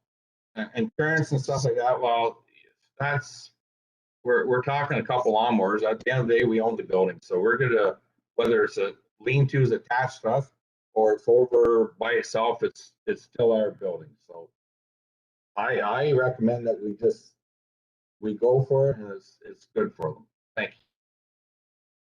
Okay, so just to clarify, Councillor Wells, my read of it is that they want to add on to their own, the current building that they use now, not our new building. That's the read I get on this letter. They want to expand the building they use now, which technically is ours, further to the south, so they have more stuff in it. That's my read of it, not adding on to our new building.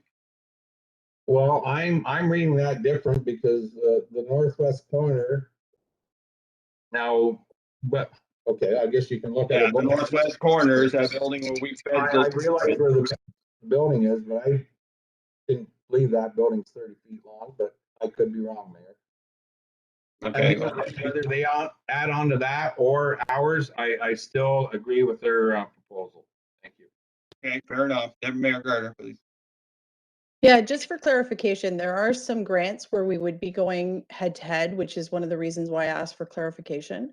I'd also like to say that I do support seniors, so I kind of take umbrage with that comment in the sense that the residents of South Dundas have given $350,000 to a building that the Lawn Bowling Club has access. So I want to make sure, because a lot of times the residents of South Dundas are left out of that campground building, and it was 350,000.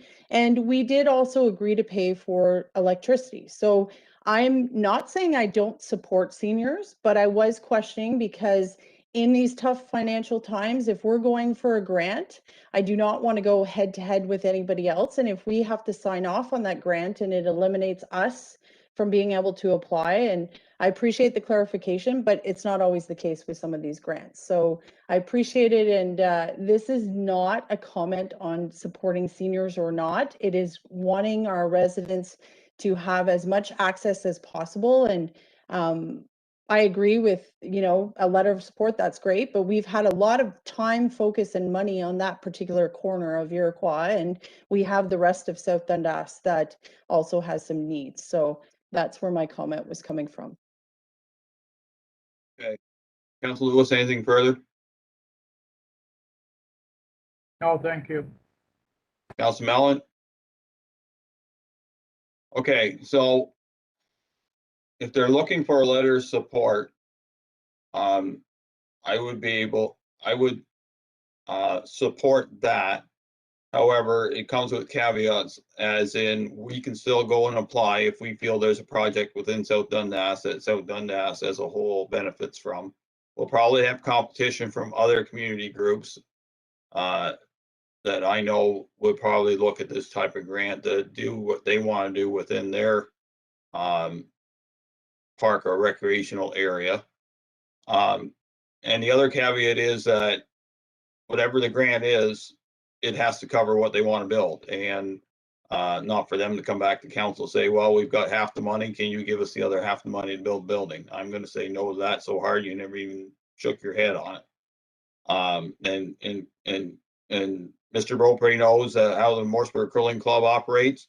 That is my model on how the Iroquois Bowling Club, Lawn Bowling Club needs to operate. As much as everybody says, well, it's a municipal club, and this is not about seniors or anything else. It is about anybody in South Dundas wanting to use our facilities. I think that's fair. So as I said, I'm willing to do the letter of support. It will not curtail us from applying if we want to. It doesn't curtail any other community group from applying. And it will not cost us any money in the budget next year, because I think that's fair to everybody. I see their equipment list. I'd say half that equipment list probably can stay back in the shed in Princeton, because I don't think you need 2 mowers or 3 mowers and stuff like that. Like, they need to be a little bit smarter about what they have in their storage shed too.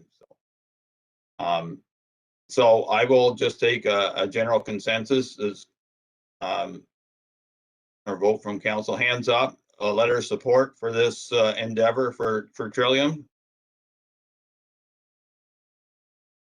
Okay, and then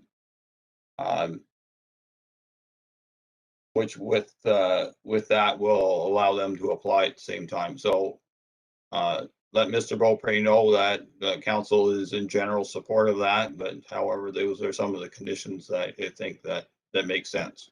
Certainly. Okay, so we'll move on now to the draft letter discussion concerning the response to the permanent online education. And who is leading this? I read the letter. It says my name on the bottom, so in theory, I have to kind of feel pretty good at signing it. So who was the constructors? Let me know. Yep. I can definitely speak to it first, and then I'll let the deputy mayor take it from there. But this is a follow-up to our last council meeting in which Councillor Melwin brought this forward for further discussion. At that time, it was felt that rather than just piggyback on a county letter, that the municipality of South Dundas creates its own letter with its own concerns when we talk about permanent online learning. So between the deputy mayor, myself, and Kaylin have drafted a letter for council to review and to comment on, and the intention is to, if council is in approval of this tonight, to get this out to all the ministries and to all the stakeholders. Mayor Gardner. Thanks, Mayor Byvelds. I would never put words in your mouth, but I like the direction of this letter. Kaylin put together something. The wording is a little different. I find that there's not enough passion sometimes in the letters that we draw up. It hits all the key points. And, you know, I don't know if you want to wordsmith it further, but I was okay. It covers what the concerns are from having the focus be on online learning. So. Okay, fair enough. I will sign whatever letter the council directs me to do so. I don't have a problem with signing a hardened letter. I think we also need to make sure that our local MPP and anybody else who is involved in rural education gets a copy of this, so it just doesn't sit on the minister's desk and then hits the shredder 2 seconds later. Councillor Wells, comments, questions, concerns? No, I'm in full agreement with this. It's, I agree with Deputy Mayor. Yeah, Mayor Byros has definitely signed this, and council should have seen this. It's, I don't know what our minister's thinking of, but he's not on the same page as probably the rest of Ontarians here, because that is just not even heard of. So I'm in full agreement. Thank you. Councillor Lewis. The only thing that I have to say, Mayor Byvelds, your signature looks pretty on the bottom of that letter. Thank you very much. Councillor Allen. Yes, thank you. And thanks to the authors of this letter. It was very well written. I like it. The only thing I might add, and I talked to Shannon earlier today, I'd like to see something in there, because when we discussed this at our last council meeting, to me, the writing's on the wall. If there's online learning and our enrollment in our rural schools drops off, because we're right on the borderline now, fighting like blazes to keep our rural schools open in South Dundas and Eastern Ontario and Ontario, for that matter, in the rural sections, that if the actual enrollment drops in our schools, we're going to be into situations where there's going to be a two-tier education system, because there'll be programs offered online won't afford to offer in school because the enrollment drops off, or the schools themselves will be closed because the enrollment drops off. Even if you took 5% of our current enrollment and you took 5% of them out and they did online learning, that might be the trigger point that we're going to lose schools. So that's the only thing. Somehow I'm no good at putting my thoughts and my, pen to paper to bring that out. That would be my only suggestion that we would add into that letter. But Other than that, I like it, it's good, but that's my biggest concern, and I think it's a very real possibility that this is, I wouldn't want to say this is the government's plan. Hell, I just said it. This is the government's plan to get rid of schools, have online learning and the enrollment drops, and the next thing you know, we can close schools or there won't be programs offered in the schools to those students that need to be in the schools to be able to do the online, the learning properly. Some kids can zip through online learning in a heartbeat. Other ones need that in class, one-to-one with the teacher. So that's my only thing, Mayor Byville. Okay, Deputy Mayor Gardner, response?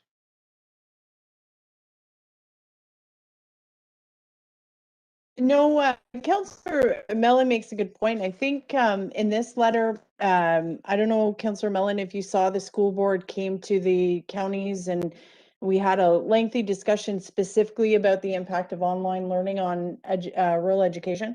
I think with this, the big one is the lack of consultation. They're making a huge change and they're not actioning it. I think Kaylin can probably put a line in about your rural school, the thing, and I'm passionate about the rural schools, so I get where you're coming. It just doesn't seem that this government gives any concern about that. They just don't seem to care about the rural schools. So it's in there, but it's spread out. But I mean, I'm okay with adding a sentence for sure. A couple of sentences that just says, and basically you're going to kill our rural schools or whatever, that's fine. Or not supporting the education of rural Ontarians would be that. But I'm good with it. Galen can put it in. The more the merrier with this letter, and the more we spread it around and let people go with it. Okay, so Kaylin, you good to add that in? I don't have a problem with the wording in the letter. It's tough. It needs to be tough. I agree with the direction of the letter, and to be honest, I'm not the wordsmith on this panel, that's for sure. Comments? Yes, absolutely. Through you, Mr. Mayor. I can add that in. Do you need it to come back to council again, or what would be the direction after it's added? Is council good with direction, and we'll add it and we'll get it sent, because I think this is a time sensitive issue that needs to be addressed sooner than later. Is that fair? Yeah, I think get it out quicker than get it to everybody. Okay. We'll get it in then. Yep. Okay. Mr. Clerk, would you do you think we should have a resolution supporting this letter before it goes out as council, or are you good the way it is? I'm good with staff direction. We can include a resolution to include with the letter if council wishes, but at the moment I'm pretty comfortable with staff direction. Okay, good enough then. So council all good? Any other further comments on the letter and direction? Okay, then it'll be signed off with the rest of the council documents when I do that this week, and it'll be sent off to the minister and associated personnel concerning this. So moving on, we have I asked for the resolution from Fort Erie, which is on page 113, our agenda package. Concerning the licensing of cannabis operations previously operating illegally. As council knows, last year we had a major cannabis growing facility in South Dundas that was tore down at Shaver Road in Rowena. It's come to light that there's been some challenges with some of the direction on how people such as the operators on that facility, and I'm not putting them within this sphere, but a recent read of the Ontario Farmer that had an article in there concerning prosecution in Norfolk County, and the judge did find growers not guilty as long as there was some sort of license somewhere within the background. So not as easy as we think it should be to deal with operations that are not on the up and up.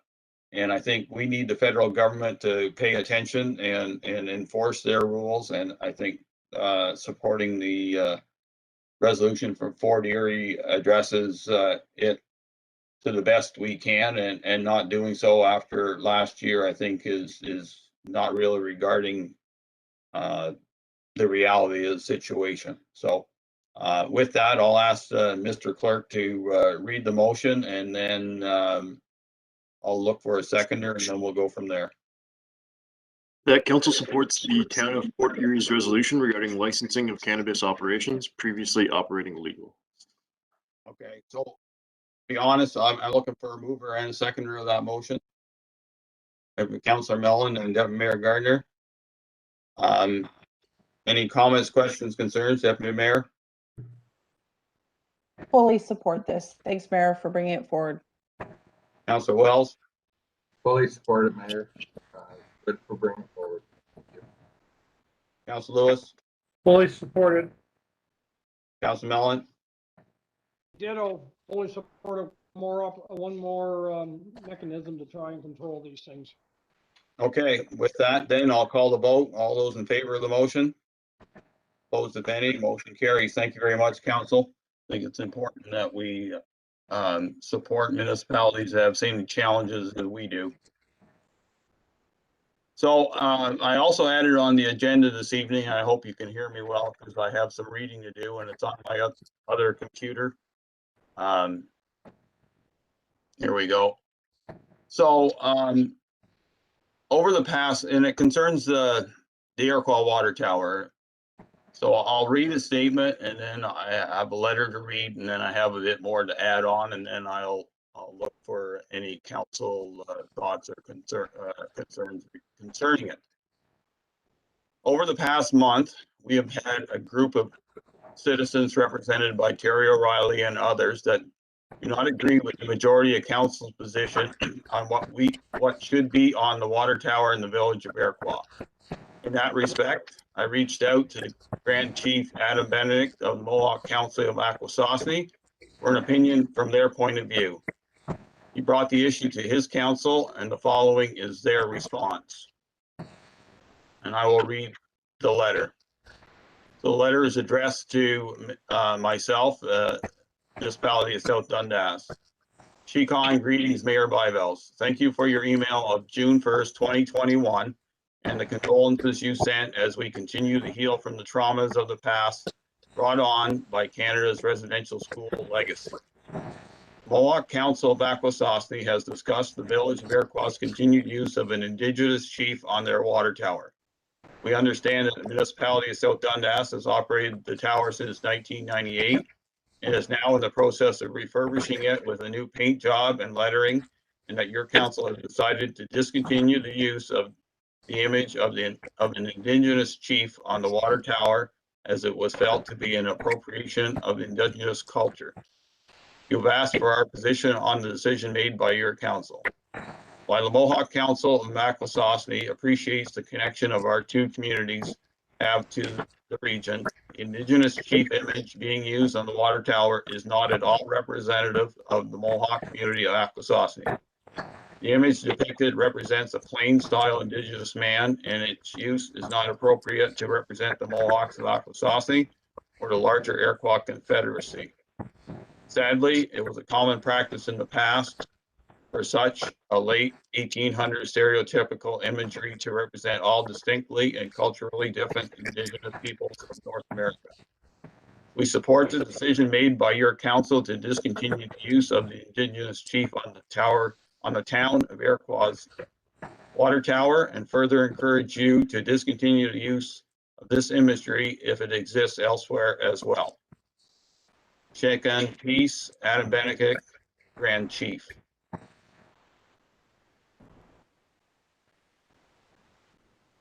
So we need to respect their wishes and Mohawks, as the Mohawks were the first settlers of this area. We should also acknowledge the horrors of the residential school system and the effect that it had on Indigenous people. The findings of the graves in Kamloops of 215 children and Cowaness First Nation of 751 unmarked graves is certainly something we as Canadians cannot be proud of, and it certainly is not a great part of our history. We need to work together with our Indigenous people to forge a Canada that is more inclusive, not only for them, but for all the citizens of our country. I have had the flags of the SDMC and others lowered to half-mast to honor the victims and show our sympathy. We need to remember our past, this Canada Day, and how we can do better going forward. So with that, I hope that this issue is behind us. We need to move on. And with that, I'll ask if there's any members of council who would like to speak to this. Deputy Mayor Gardner. Thanks, Mayor Byveld. And thank you for your words of compassion. And I want to thank Chief Benedict for responding to our query about whether or not it was the right thing to do. I do spend a lot of time on social media, and I've seen a lot of the discussions, and I've said a lot on this topic. And I want to be very, very clear on this, that right from the get-go, I had tied this to the residential school story. This was prior to 214 people, human beings being found in an unmarked grave. This was prior to the 751. And the training, the recent up-to-date training that I had taken about Indigenous culture is actually called cultural safety training. They actually have the word safety in there. So at this end, you know, I could say so much more, but I've said a lot on this topic, and the only voice that needed to be heard tonight was that of our Indigenous neighbors. They've spoken loud and clear, and I support them with compassion, empathy, and with respect. And you know, with this subject, I would encourage people, if they still want to discuss this subject, there's plenty of books and articles to be read on this. It is a fluid situation, but our Indigenous folks need to be heard, and their stories need to be heard. And a lot of the history that we were taught as kids was not the history that actually happened. And I've noticed that people are reciting the history that we learned in school as being the truth, and it's not. And now the truth is coming out, and I so respect them for speaking to this and putting their opinions down in what can be seen a very traumatic situation at this time. So thanks, Mayor Byveld. I appreciate your compassion on this. Any other comments from any other members of council? Councilor Lewis. Whenever this all started, Mayor Byveld, I did ask to contact the Mohawks on Otsasosney Island. And you have done so since then. And I will support their letter. And I'm very disappointed in what has happened over the years with all these deaths. So as of tonight, I support what the Mohawks say, and there'll be no more discussion from me on this one. Thank you. Anyone else on council? Thank you, Mayor. Wait. Yeah, like there's a lot of history there, which, like, everyone knows the decision I made there on the sign. Going back and the history, as Deputy Mayor stated, it's sad, and I'm kind of confused at the end of the day. As far as we're talking about an Indigenous symbol on a tower, maybe we should direct our concerns to the 714 children that buried there, and if it has anything to do with what we're having our little discussion on now. I believe it does. As we heard, the mayor read the letter from Chief and I'm still up in the air. I really don't have an issue about putting a symbol up there, but at the end of the day, there's a lot more I learned in the last month that I didn't realize, and that would be my fault. So I'm just kind of saddened a little bit about this, and it's nice to see the letter that even though it was against my decision, but at the end of the day, it's a tough call. So if the community wants to keep pursuing this, I'm not sure how I'm going to end up at the end of the day. So thank you, Mayor. Councilman Allen, any thoughts? Yeah, Sure, thank you, Mayor Wells. I supported removal of the indigenous Indian head off the water tower the first time, and I still do. Obviously, I think when this discussion first started and we made our decision then, the tragedies with the mass graves and the unmarked graves hadn't been brought to light yet. And I think this really draws emphasis to what happened in the past. And I said it before, and I'll say it, now. I never found it offensive.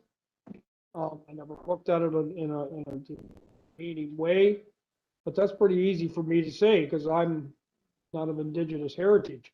And I think this is our time, I said this before, to make things right.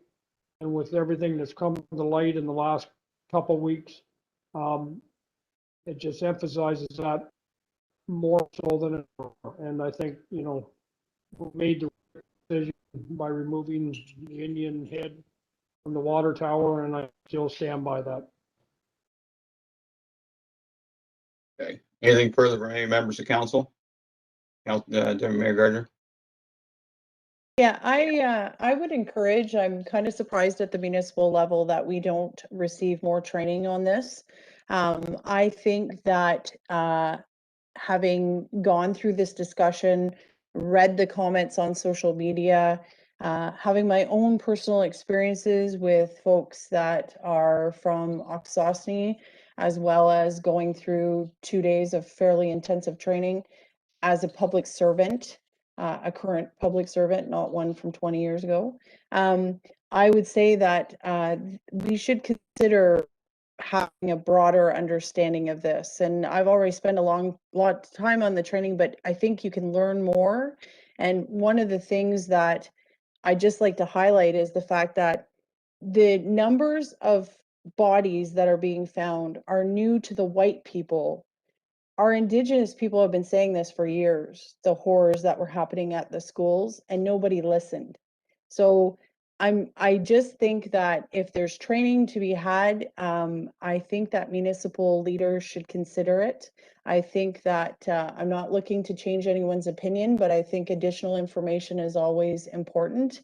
And I would strongly encourage us to look at actually having some training in this, gathering some more information, because it's very clear in South Dundas, with some, not all, with some of our residents that the concepts are very old, and this will be in the news for a very long time. And I think leaders should receive more training. That's my comment. Thoughts? I will ask the clerk to make sure that this letter that I did send to all council and himself is part of the council record for tonight. So it's part of, you can add it into the agenda so people can read it online if they wish. Will do. Thank you. Okay, thank you, council. With that, any notices a motion, Mr. Clerk? Not this evening, no.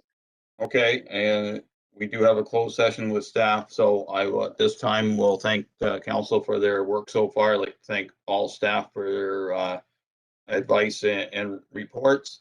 And like to thank the audience for their participation this evening. With this closed session, we will just deal with the ratification bylaw after. So this will be a sign off for tonight, and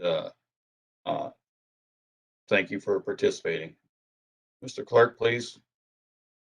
Moved by Councillor Wells, seconded by Councillor Mellon, that council proceed in camera pursuant to section 239 2B of the Municipal Act 2001, more specifically personal matters about an identifiable individual, including municipal or local board employee. All heard the motion. Those in favor? Opposed, if any, motion carries. With that, we bid you a good night. Thank you very much.